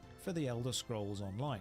Kill some toads, chug some potions, get poisoned. Finally get the book, and now with all 4 magical books, I can go and find the secret location in the swamp. No hints as to where it is at all, it's just in the swamp somewhere. So I wander around and die. Now, when you die, there are 3 options. Use a resurrection scroll, respawn at a safe zone, or pay gold to just get up right here. So I try to use a scroll, and this opens the shop, finally. Let's have a browse. Now, interestingly, there doesn't seem to be a way to open the shop beyond this. There's no UI button, no flashing icon, no option in the menu, so I'll give them credit for not shoving the shop in your face. The shop itself, however, everything you'd expect. Potions, boosts, buffs, tonics, increased experience, increased damage, lower injury from death, better mounts, more inventory space. If you can monetize it, it's been monetized. But as with any good MMO shop, you can't just spend direct actual currency, you need to convert real money into proprietary currency to make it harder to track exactly how much you're spending, so I try and buy some proprietary currency, and you cannot buy any premium currency until you reach level 60.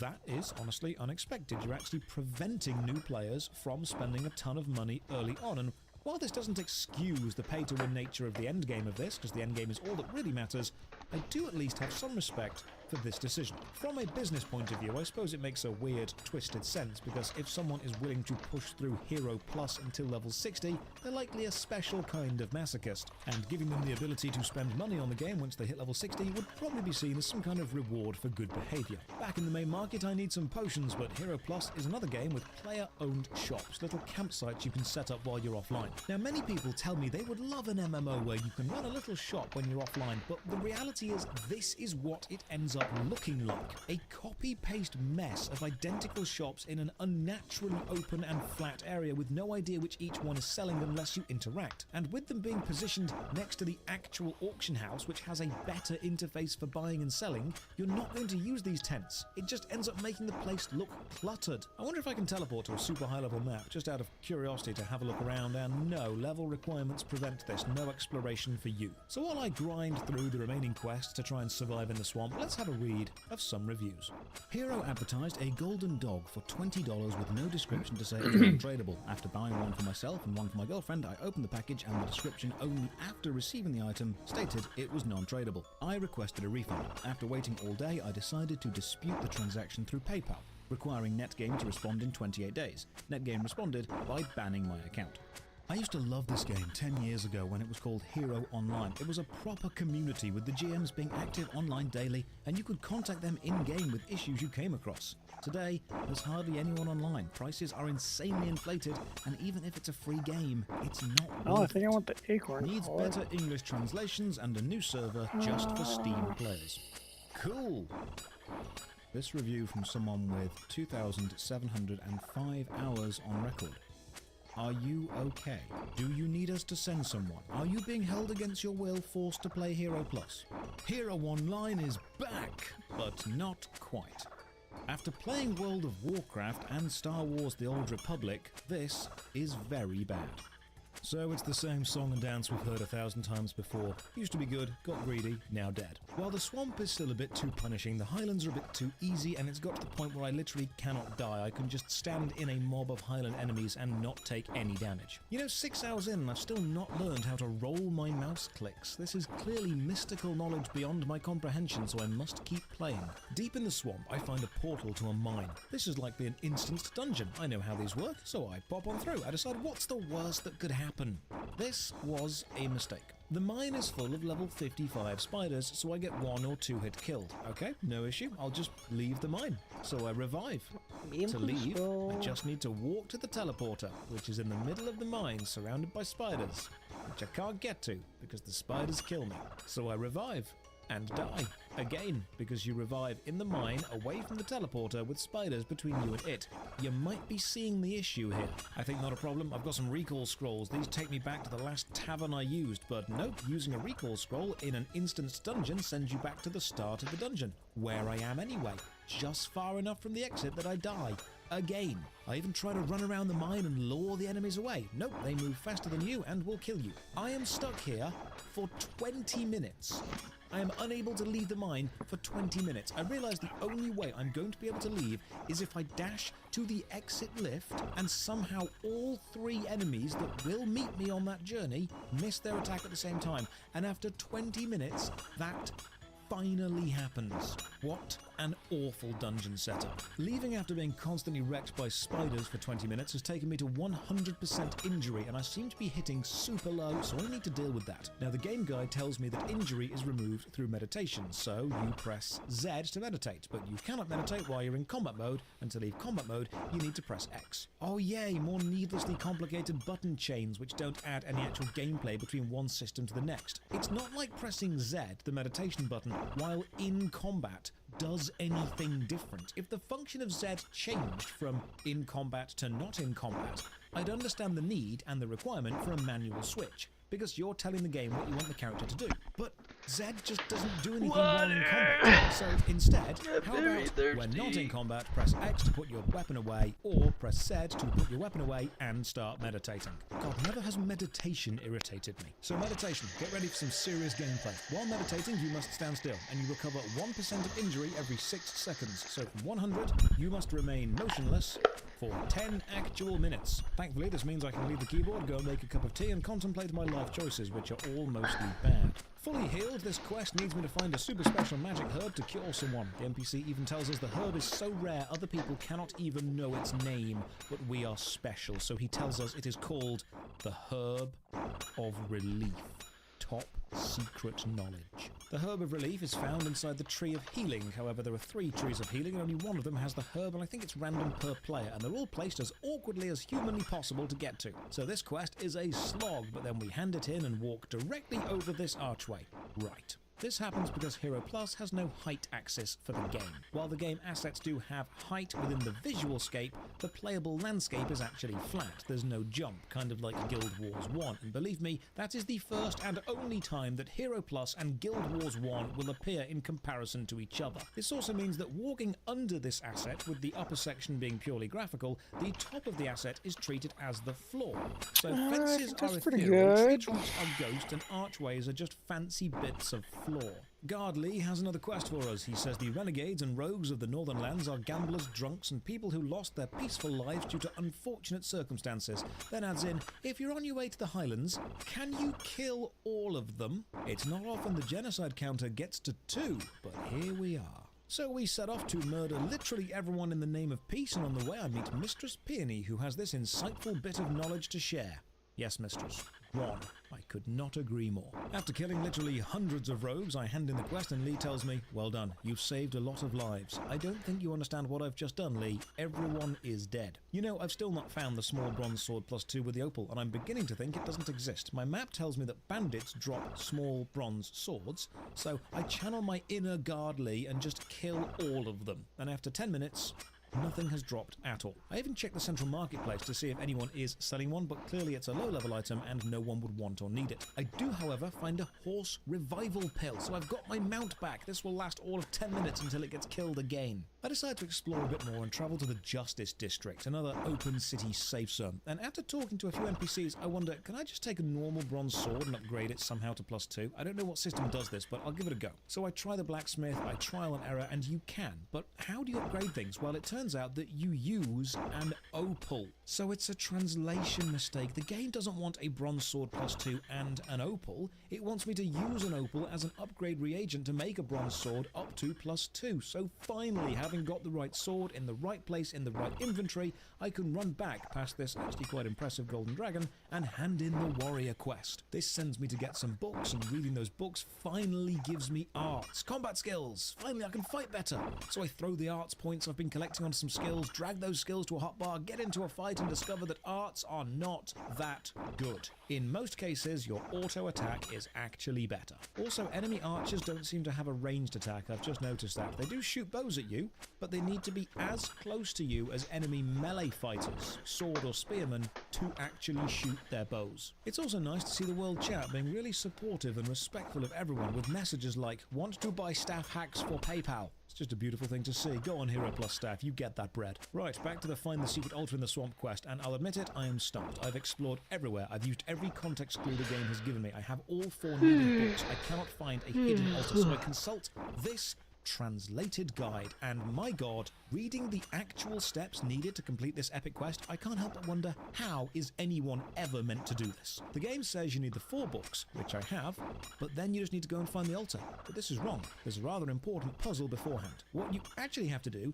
is find the 4 pillars spread around the map that are never mentioned, but then you interact with these pillars and choose deposit. This places a book inside. You must do this with all 4 pillars. But wait, it gets more complicated. You can't choose which book goes in which pillar. The books will always be deposited in a certain order, and the pillars need to be interacted with in a certain order, and you don't know this. And if you interact with the wrong altar first, it will still let you deposit the book, but it won't tell you that you've gone wrong. Thankfully, you can take the book back out. Now, the only way that you know that you've put the right book in the right thing is when you hear the little ding sound effect. But again, nowhere is this mentioned, and the order is random for every player. So, interact with all 4 pillars until you hear the first ding, then the remaining 3, then 2, then 1, and finally interact with the tombstone in the clearing, read the sign that pops up, tank the boss which appears, and finally take all this information back to Peony, and at this point, the game has given up on sound effects, and I've given up on trying to figure it out. All the quest rewards are now level 30, and I'm level 19, so they are useless. I inform Lord Sagan of my epic quest, and he's like, cool, I'm busy. No. You're not. You've done literally nothing, Lord Sagan. Your people have suggested genocide twice as solutions to plague and bandits. You need to teach people that the solution to things which kill people is not killing everyone preemptively. So far, I've finished 29 quests and a 13-step epic quest, which is literally impossible to solve unless you already know what to do. And the screen is now flashing, please join the battle. Please, please join it. God, we want you to join the battle so badly. Go and talk to the battle manager. So I find the battle manager and talk, and he's all, oh my God, do you want to join the battle? And I'm like, yes, God damn it, I do want to join the battle. You've been flashing the warning at me every 10 seconds for the last 5 minutes. I am ready to answer the call of battle. Let me join. And then the game says, sorry, you're too low level to join the battle. Then why did you ask me to join? My horse has died. Again, this strange swamp guy wants 5 bits of toad jerky, so I get them for him, and he says, great, this is a repeatable quest, go and do it again. You know what? No, game, I'm not doing this anymore, I am done. Hero Plus is an entirely unambitious mess, which has been translated purely as a box-ticking exercise to say they've got an English game, but just because the words are in English doesn't mean it makes any sense. The brief moments of absurdist accidental comedy found within are entirely by accident, not design. The mechanics are basic and yet somehow still bloated, and the progression is too cryptic for all but the most determined of masochists. Imagine ordering a Chinese takeaway and they send you an extra box of something. Might be meat, might be veg, you don't know. It's got a strange sauce and it's warm, so you eat it because you're hungry, but no one knows what it is. Tastes a little bit like everything you've ever had from a Chinese before, all rolled into one. Nothing about it is memorable, but you occasionally find a chewy bit you're not sure should really be there, so you finish half and put it in the fridge. And the next day, it's congealed into a strange cube and you can't be bothered to work out what it was because you're never going to eat it again, so you throw it away. Hero Plus is that box. So to end the review, I will award Hero Plus Unknown Container of Chinese Takeaway out of 10. Cheers for watching. Another massive thank you to all the supporters on Patreon and Twitch and YouTube.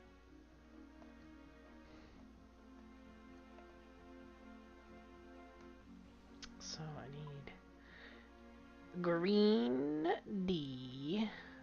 It's nuts. A green D. And a steel square shield. Can I just buy that?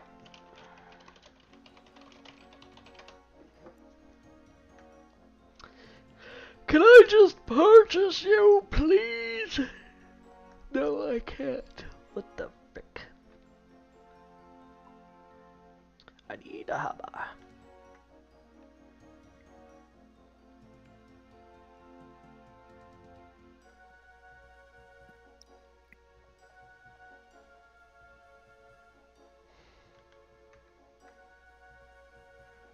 There's an anvil here. Aha! I don't think I even knew that. Never used this. Anvil in me life. Steel square shield.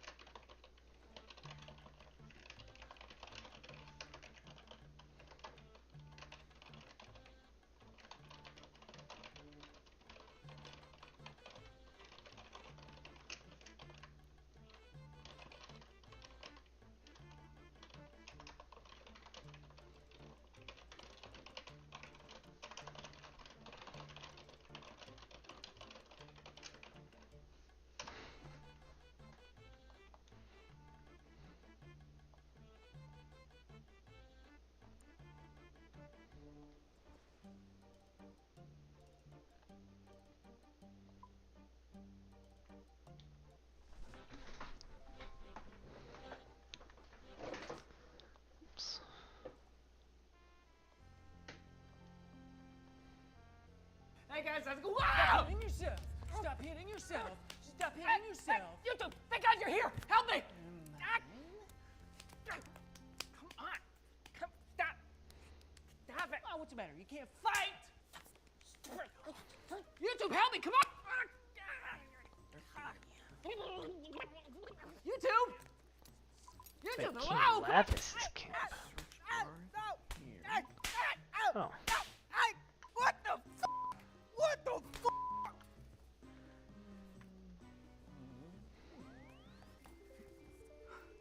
Stop. Oh, hey, buddy. Anything I can help you with? Ah, Jesus! That's unacceptable! Thank you! No, sorry, folks. I got a kid trying to watch a CPR tutorial using ad block. They can't keep getting away with it!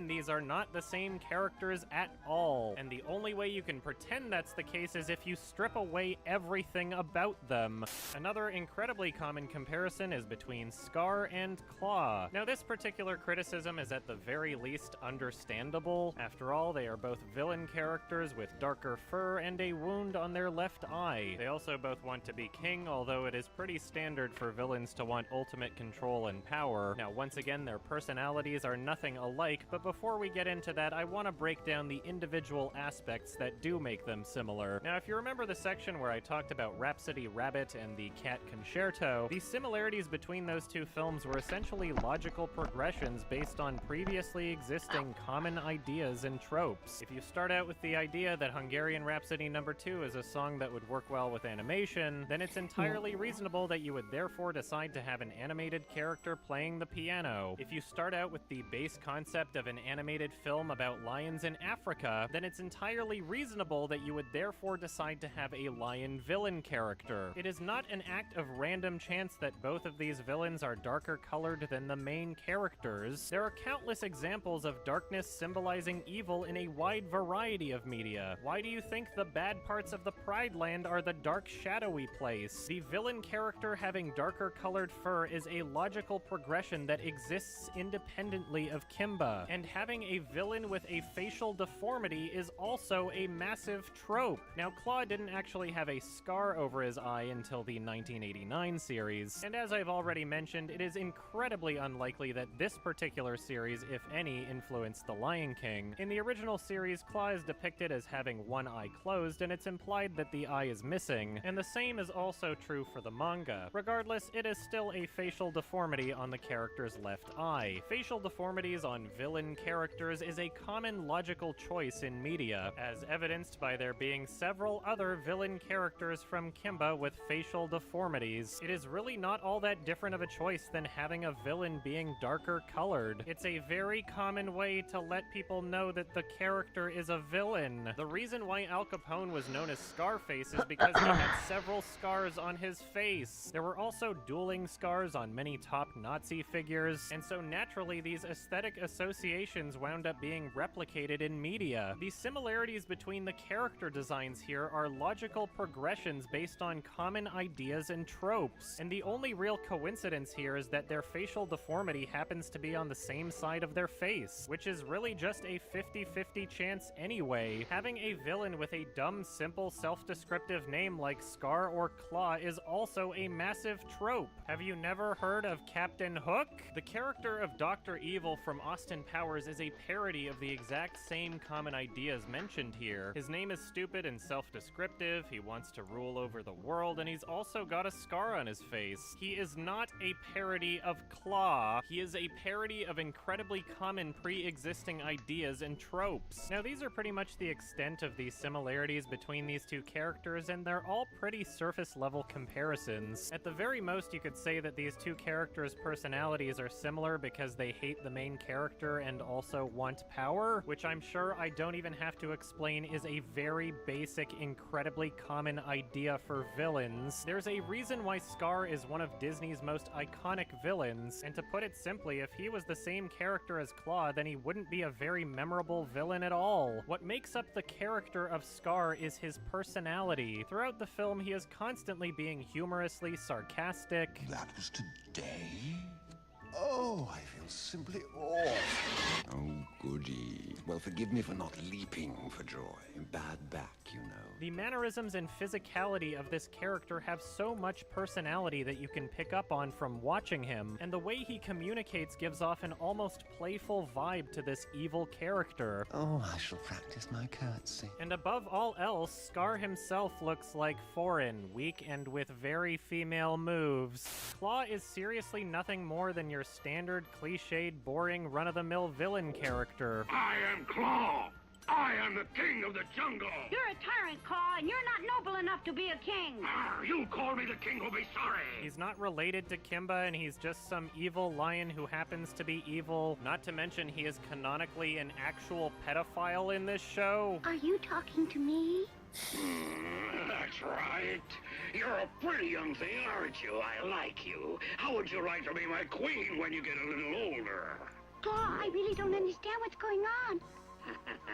You will. Stay classy, Japan. He just shows up every once in a while to piss off Kimba because he doesn't like that he's in charge. And I am not kidding when I say once in a while, because although he is a recurring character, he is really not all that present or essential to any of these shows. The vast majority of the manga has nothing to do with him. In the 65 series, he appears in 9 out of 52 episodes. In episode 14, he shows up for about 30 seconds near the beginning of the episode, and then the entire plot happens another without dragon him. could And be in the interesting. episodes where he is actually a part of the We'll do plot, that. he's basically just doing random shit to piss off Kimba. Like in episode 26, where his plan is to get all the other animals to start eating meat again so they'll distrust Kimba because they'll realize how good meat is, and they'll be like, you were lying to us, Kimba. I insist that you take one bite. Put it down! I don't wanna! Take one bite, or I will take one bite of you. Yes, sir.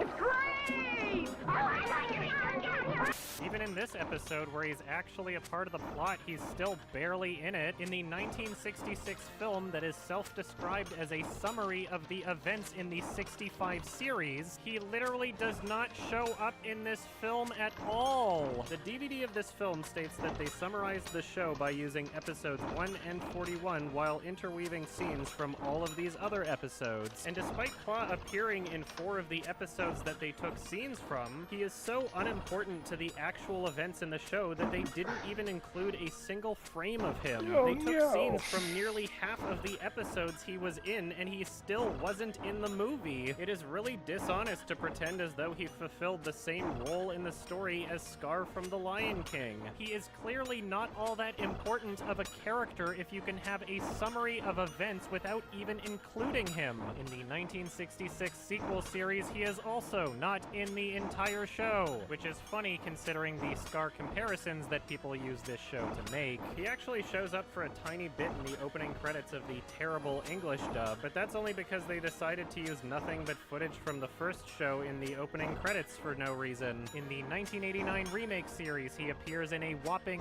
13 out of 52 episodes. Within this series, Claw does things that Scar would never do, like sacrifice himself for the main character. character. Once again, his character is just a stereotypical, boring villain, although I will admit that the voice acting in the English dub sounds a lot more similar to Scar than the original show. And now, where was I? You got a problem. Look at this face. Not very pretty, am I right? But it's still not really an argument because the English dub didn't even get created until 1998, 4 years after The Lion King. In the original Japanese dub, the character sounds indistinguishable from any other run-of-the-mill anime villain.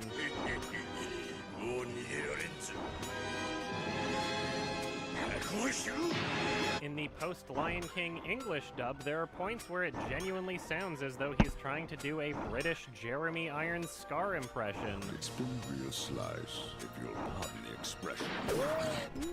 Suspicious.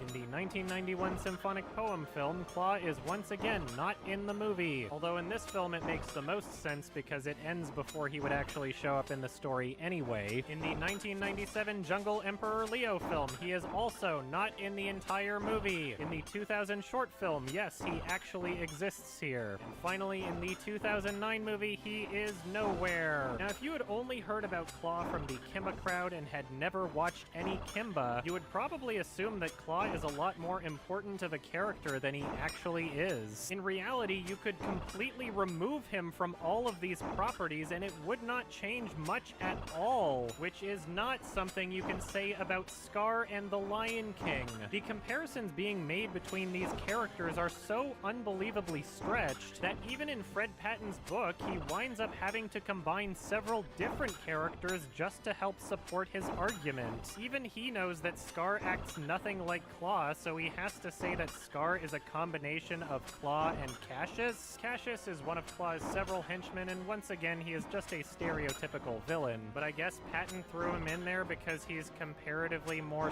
suave. Our plan is working so far. Now what we have to do is find a way to frame Kimba so that none of the animals will trust him anymore and you can step in. Yeah, that's good. I like your ideas. You want to bet? I've got one more job for you, and you'll do it because it is very important for me.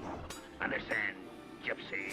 This isn't even the only time that Patton combines different characters to make his arguments. He also mentions that Timon and Pumbaa are supposed to be Polly and Bucky, even though he's already claiming that Polly is supposed to be Zazu? What? Now, the comparisons between these characters are not commonly used in video comparisons because they are so obviously visually different, but I think what he's trying to say here is that the dynamic between the characters is similar. Bucky is clearly the larger and more dopey one of the two, and Polly is the smaller yet more socially dominant of the two. If you summarize things to this reductive of a degree, then yeah, I guess they're kind of similar. But those are really the extent of these characters' similarities. Bucky is a dopey character, that's it. There are plenty of dopey characters in media, and it is not uncommon for them to have a socially dominant companion. And since you are now claiming that Timon is too similar to Polly, while also claiming that Zazu is too similar to Polly, are you therefore implying that Timon is similar to Zazu? What about their characters is similar other than the fact that they're small? How does anyone read this and take it seriously? These are listed as similarities which seem to go beyond reasonable coincidence. How can you present these as legitimate criticisms when you have to mix and match several different characters just to make your argument? It's like throwing two different books into a paper shredder and then complaining when you can reconstruct some similar words and sentences. This is not logical. Are we seriously supposed to believe that Disney watched Kimba and decided to mix and match these characters, only including these basic similarities, as though that in of itself would be a foolproof formula for success? Hey, remember how there was a warthog in episode 18 of the original 65 series of Kimba? Clearly that specific character in this one episode was what made Kimba successful. Let's do that. And even though we're using Kimba as a blueprint to make our film successful, let's just make the warthogs nothing alike. Remember this one shot of the warthog's butt? Let's put that in our film and it will be a guaranteed success. It's a great thing we have Kimba to steal from because no other piece of media in history has ever done a comedic butt shot. It is just so wildly unique and original, and clearly that is the reason why Kimba was successful. Does this not sound ridiculous? And let's not forget that there is an entire wealth of characters in Kimba, so no matter which African African species they decided to include in The Lion King, there would have been some character of the same species somewhere within Kimba that they would have been accused of ripping off, especially considering that the current criticisms include characters that were featured in one episode out of the well over 3,000 minutes worth of Kimba. Anyway, the last character comparison to mention would be the hyenas. In both properties, they are essentially the henchmen sidekicks of the main villain. Now, just like Claw, they aren't found in every series. In the 66 film, they exist without Claw. In the 1966 sequel series, they appear in one shot in episode 21 as kind of a visual cameo appearance, which is funny because the opening credits of the English dub implies otherwise. And the hyenas are nothing but trouble. In the 1989 series, they are nowhere to be found. And this is the series that has the most appearances of Claw, but now Claw has a vulture sidekick instead of the hyenas, and Tezuka himself signed off on this series, so I guess they weren't all that important to the I am fighting a ragdoll rainbow unicorn called Herp the Derp while dual-wielding swords like Kirito. This is gonna be fun. Ladies and gentlemen, welcome. I'm Josh Strife Hayes. I've spent years playing the best MMO games available. Now it's time to do the opposite and find the worst of the worst. I'm gonna play them all so you don't have to. Join me on a journey through the most awful MMOs I can find. Drop a like on the vid and sub to the channel for more awful MMOs and ring the bell so you don't miss a single video. If you're enjoying this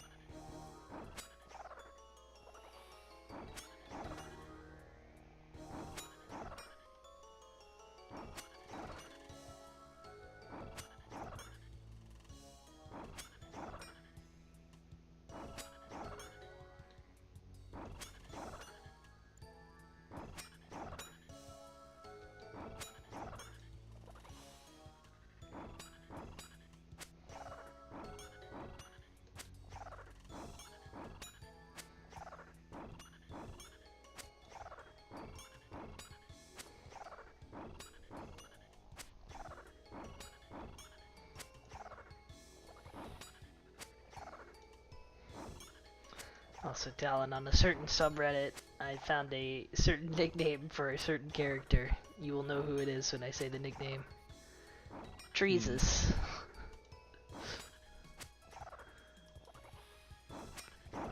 Treesus.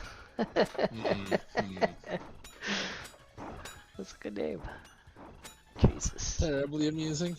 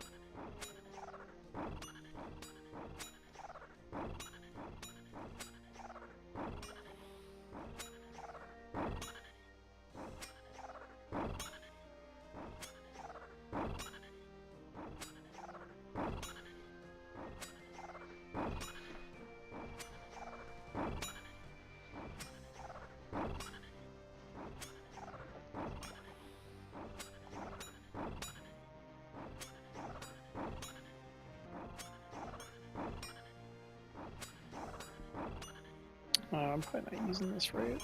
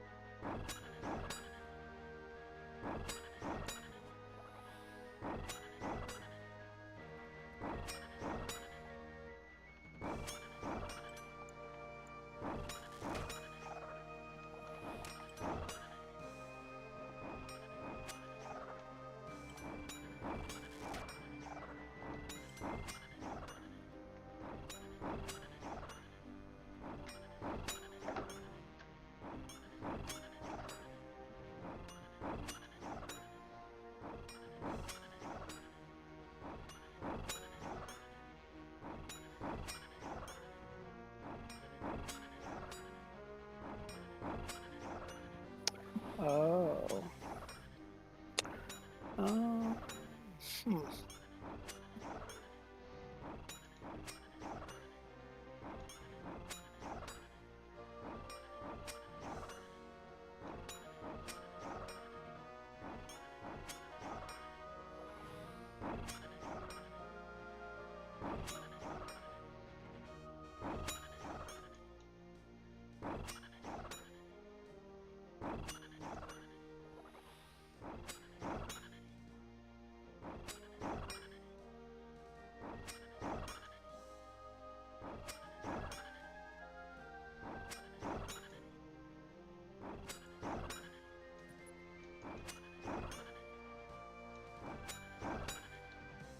The series so far and would like it to continue, please consider supporting through the Patreon like all these awesome people have. You'll find the link in the description below. Today we are playing Adventure Quest 3D. Now Adventure Quest as a franchise has featured on this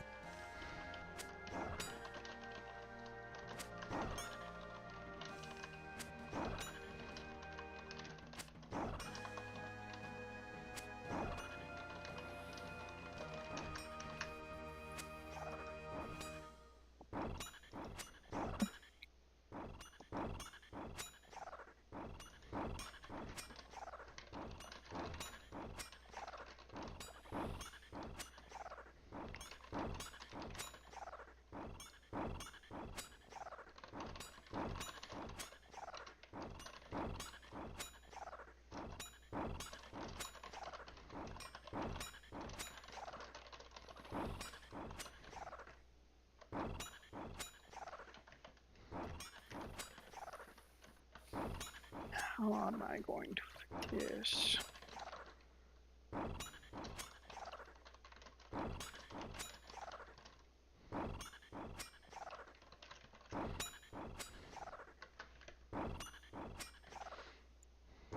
worst MMO series before with Adventure Quest Worlds, which is perhaps a more traditional Adventure Quest game. For those who never played, Adventure Quest was a 2D Flash-based adventure game. It was essentially an online single-player RPG. It did well enough that the company behind it, Artix Entertainment, went on to make Dragon Fable, then Mech Quest, then several more games they almost immediately forgot about. So let's get a few positives said right away, because I want to feel like I'm being fair to this game and this company before I start picking it apart. Flash is indeed dead, but you can still play these games. You just need to download the Artix launcher. It's free on their site, and this will let you play all their stuff. And after my Adventure Quest World's Worst MMO Ever episode, I actually got a very long, very polite Twitter message from Alina, the community manager of Adventure Quest Worlds. She watched the video and took several of my points, mainly temporary items not being tracked and the lack of a mobile client, and said they were being looked at by the team, so it's nice to get some feedback. All of that positive stuff being said, if you do load up the Artix launcher, you can play Epic Duel, or Mech Quest, or Oversoul, or Idle Quest, or go to the website and play Bio Beasts, or Battle Gems, or Undead Assault, and what you'll start to notice is this company start a lot of projects and then never finish them. Seriously, they've got more unfinished projects than me. This is a design flaw we'll see creep back in later. So, Adventure Quest 3D. It's a free MMO on PC and mobile, and players share the same servers, so you can all team up. It was released in 2016 and still claims to be in early access, despite being out for 5 years. It's got relatively positive overall reviews and is quite small, so let's download it and give it a go. My first thoughts is, why 3D? The charm of Adventure Quest and Dragon Fable and Adventure Quest Worlds was the 2D side-scrolling aesthetic. It was instantly recognizable. It was associated with them. You saw the graphical style, you knew this is an Adventure Quest game. Moving away from that toward 3D puts you at risk of becoming just another generic 3D MMO with no real identity. And I feel that's exactly what's happened. A game being 2D, if it's been 2D forever, is an important part of its identity. Like how Sonic doesn't just mean a game with Sonic. It means a style of game, a 2D side-scrolling speed-based platformer. Making something 3D just loses the thing that gave it charm. So the game launches and you can see the tooltip hint, just saying, don't think about a pencil. This is Artix humour all over, and most of it makes me chuckle. Adventure Quest was never a series that took itself seriously. It had in-jokes and meta-humour, and always felt like the playful friend who would create zany, wacky adventures for you to go on. Continuity be damned. And it was about the side adventures, never the main plot. Writing, especially dry humour and wit, is this game's strength, but as we'll see, it sometimes isn't enough. I played this game before, back when it looked... Someone said something?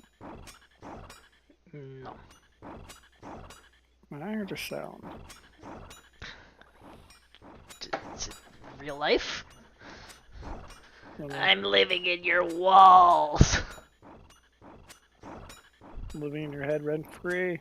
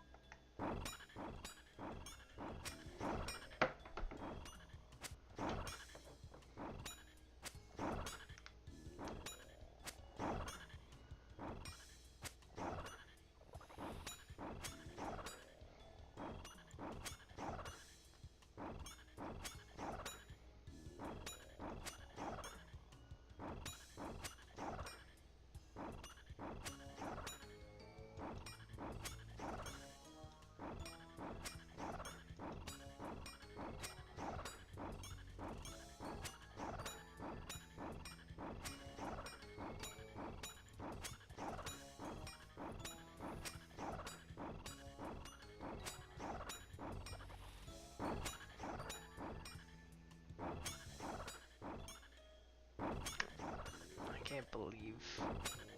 See all these Fallout Magic cards. Pat, when are you buying all the Fallout Magic cards?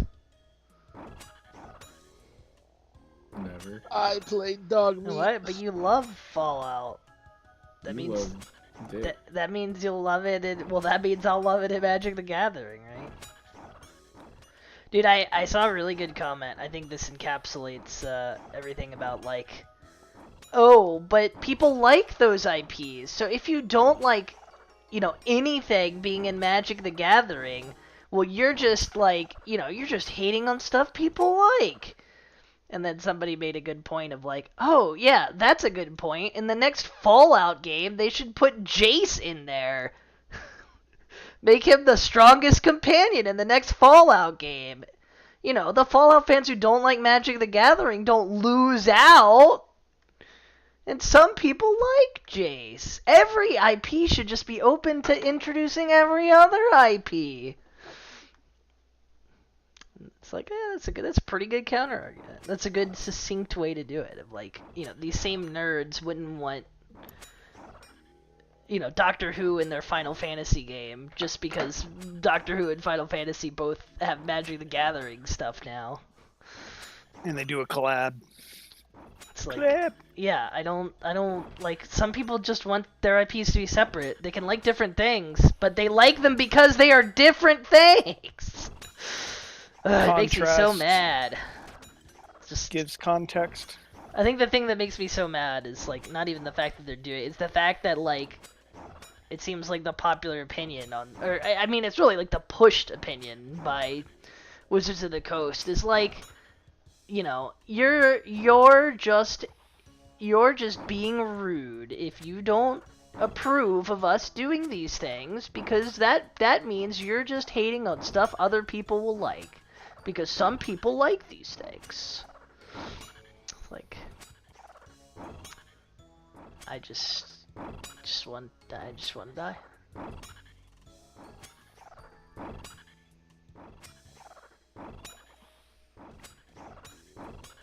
Sounds reasonable. Should go die then. Yeah, I just want 14 to start introducing Fallout things, personally. Because I love it. What if... You know, if you don't want Master Chief in Final Fantasy 14, actually, maybe you just don't like people enjoying actually, things. the mentality I'm supposed to have, and I'm being rude if I don't have this mentality, is Umineko is one of my favorite things that I've ever read. I should want it to be in everything. Why doesn't RuneScape have Beatrice in it? Void Stranger's not good because I can't find the witches.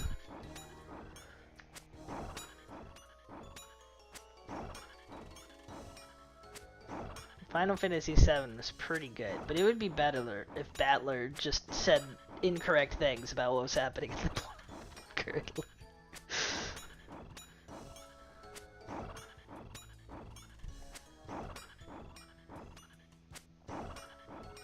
Or Battler should be planting the small bombs on the Mako reactors. That's what it should be. Wouldn't it just be better?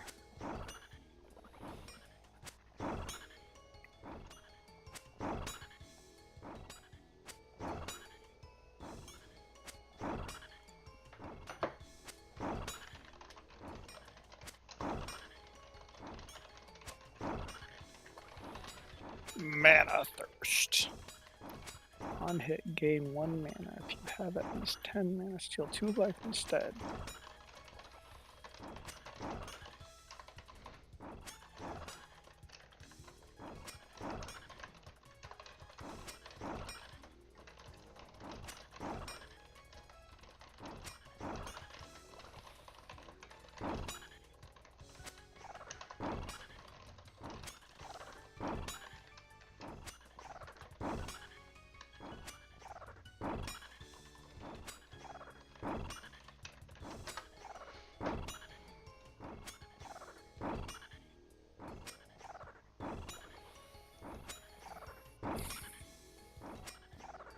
You know what the most surprising thing about Talon is? Talon, you seem like the kind of person who would have played Fallout New Vegas, and yet you haven't. Curious. I have not. It just seems like such a Talon game. Does it? I don't know why. Yeah, I mean, I guess it's my mind. It's like, you know, the KOTOR weirdos, you know. It's weirdos. I'm sorry. The KOTOR weirdos. Yeah, these Western RPG weirdos. People who don't have a skill issue regarding KOTOR, I think you mean. People who can tolerate bad AD&D 2 video games. That was like three. It was not. No, because the lower armor class was better in that game, so that's 2. KOTOR? No. Yeah, I thought it. I'm pretty sure. No. That was That was Planescape. You liked Planescape. You played that. I thought Planescape was alright. I thought it was interesting. I'm not sure. I'm not sure. I'm not sure its mechanics are the thing it is most. Well, I don't even think for. the writing is like, you know, that good. I think it's kind of overstated.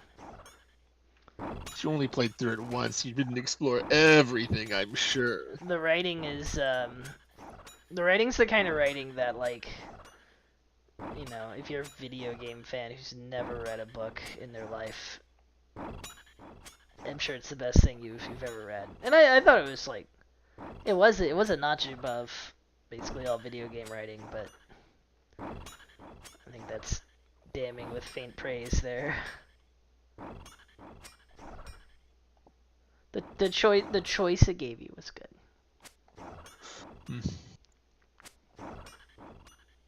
But I might have played. I haven't, but I might have ended up playing New Vegas at some point if I hadn't played Fallout 3 at some point and then said, eh. Okay, so you have played Fallout 3.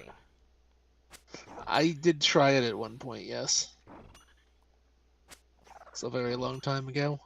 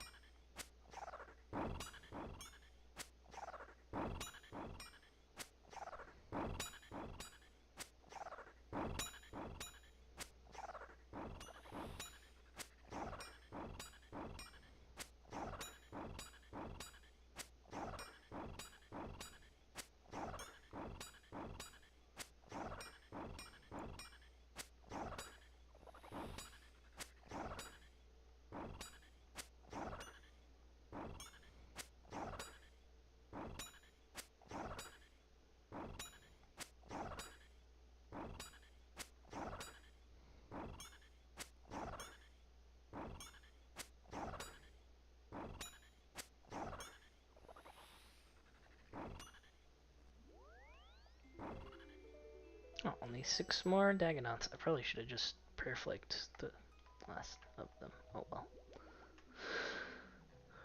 I didn't realize.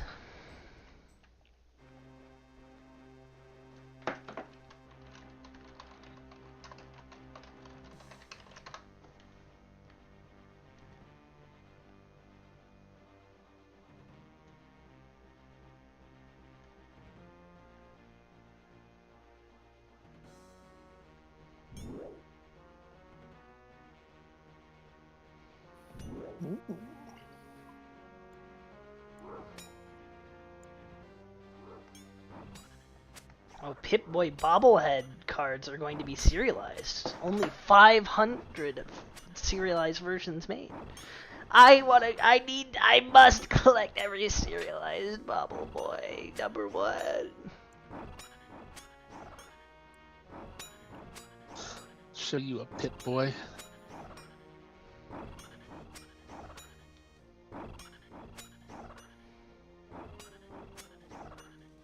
Pip D's.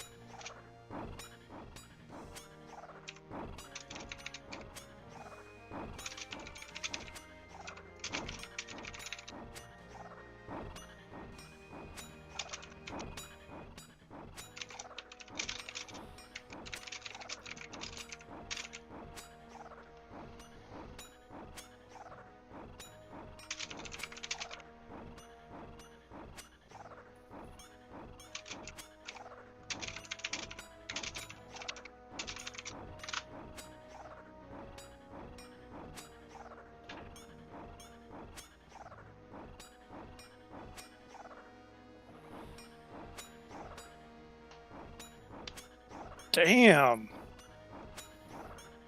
I'm brutal.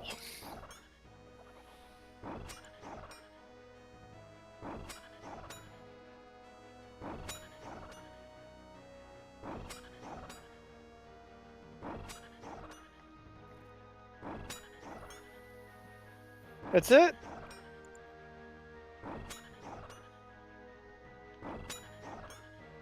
Oh. Dave is Dave a loser? Loser. No, I won. Winner. Yeah. But at what cost?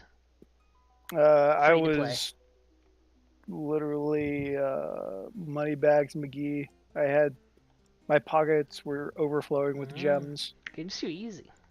Nerf everything Dave used right now. Yep.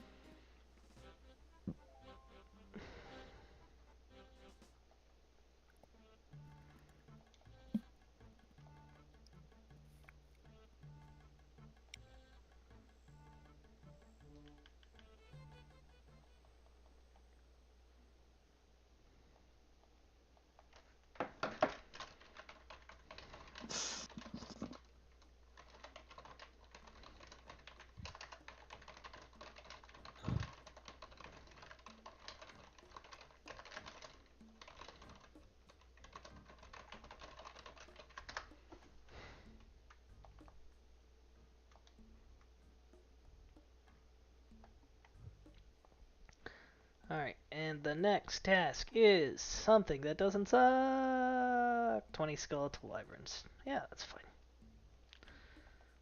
Not great, but we can AFK 20 skeletal wyverns. Next time, because it's late. Bye, stream.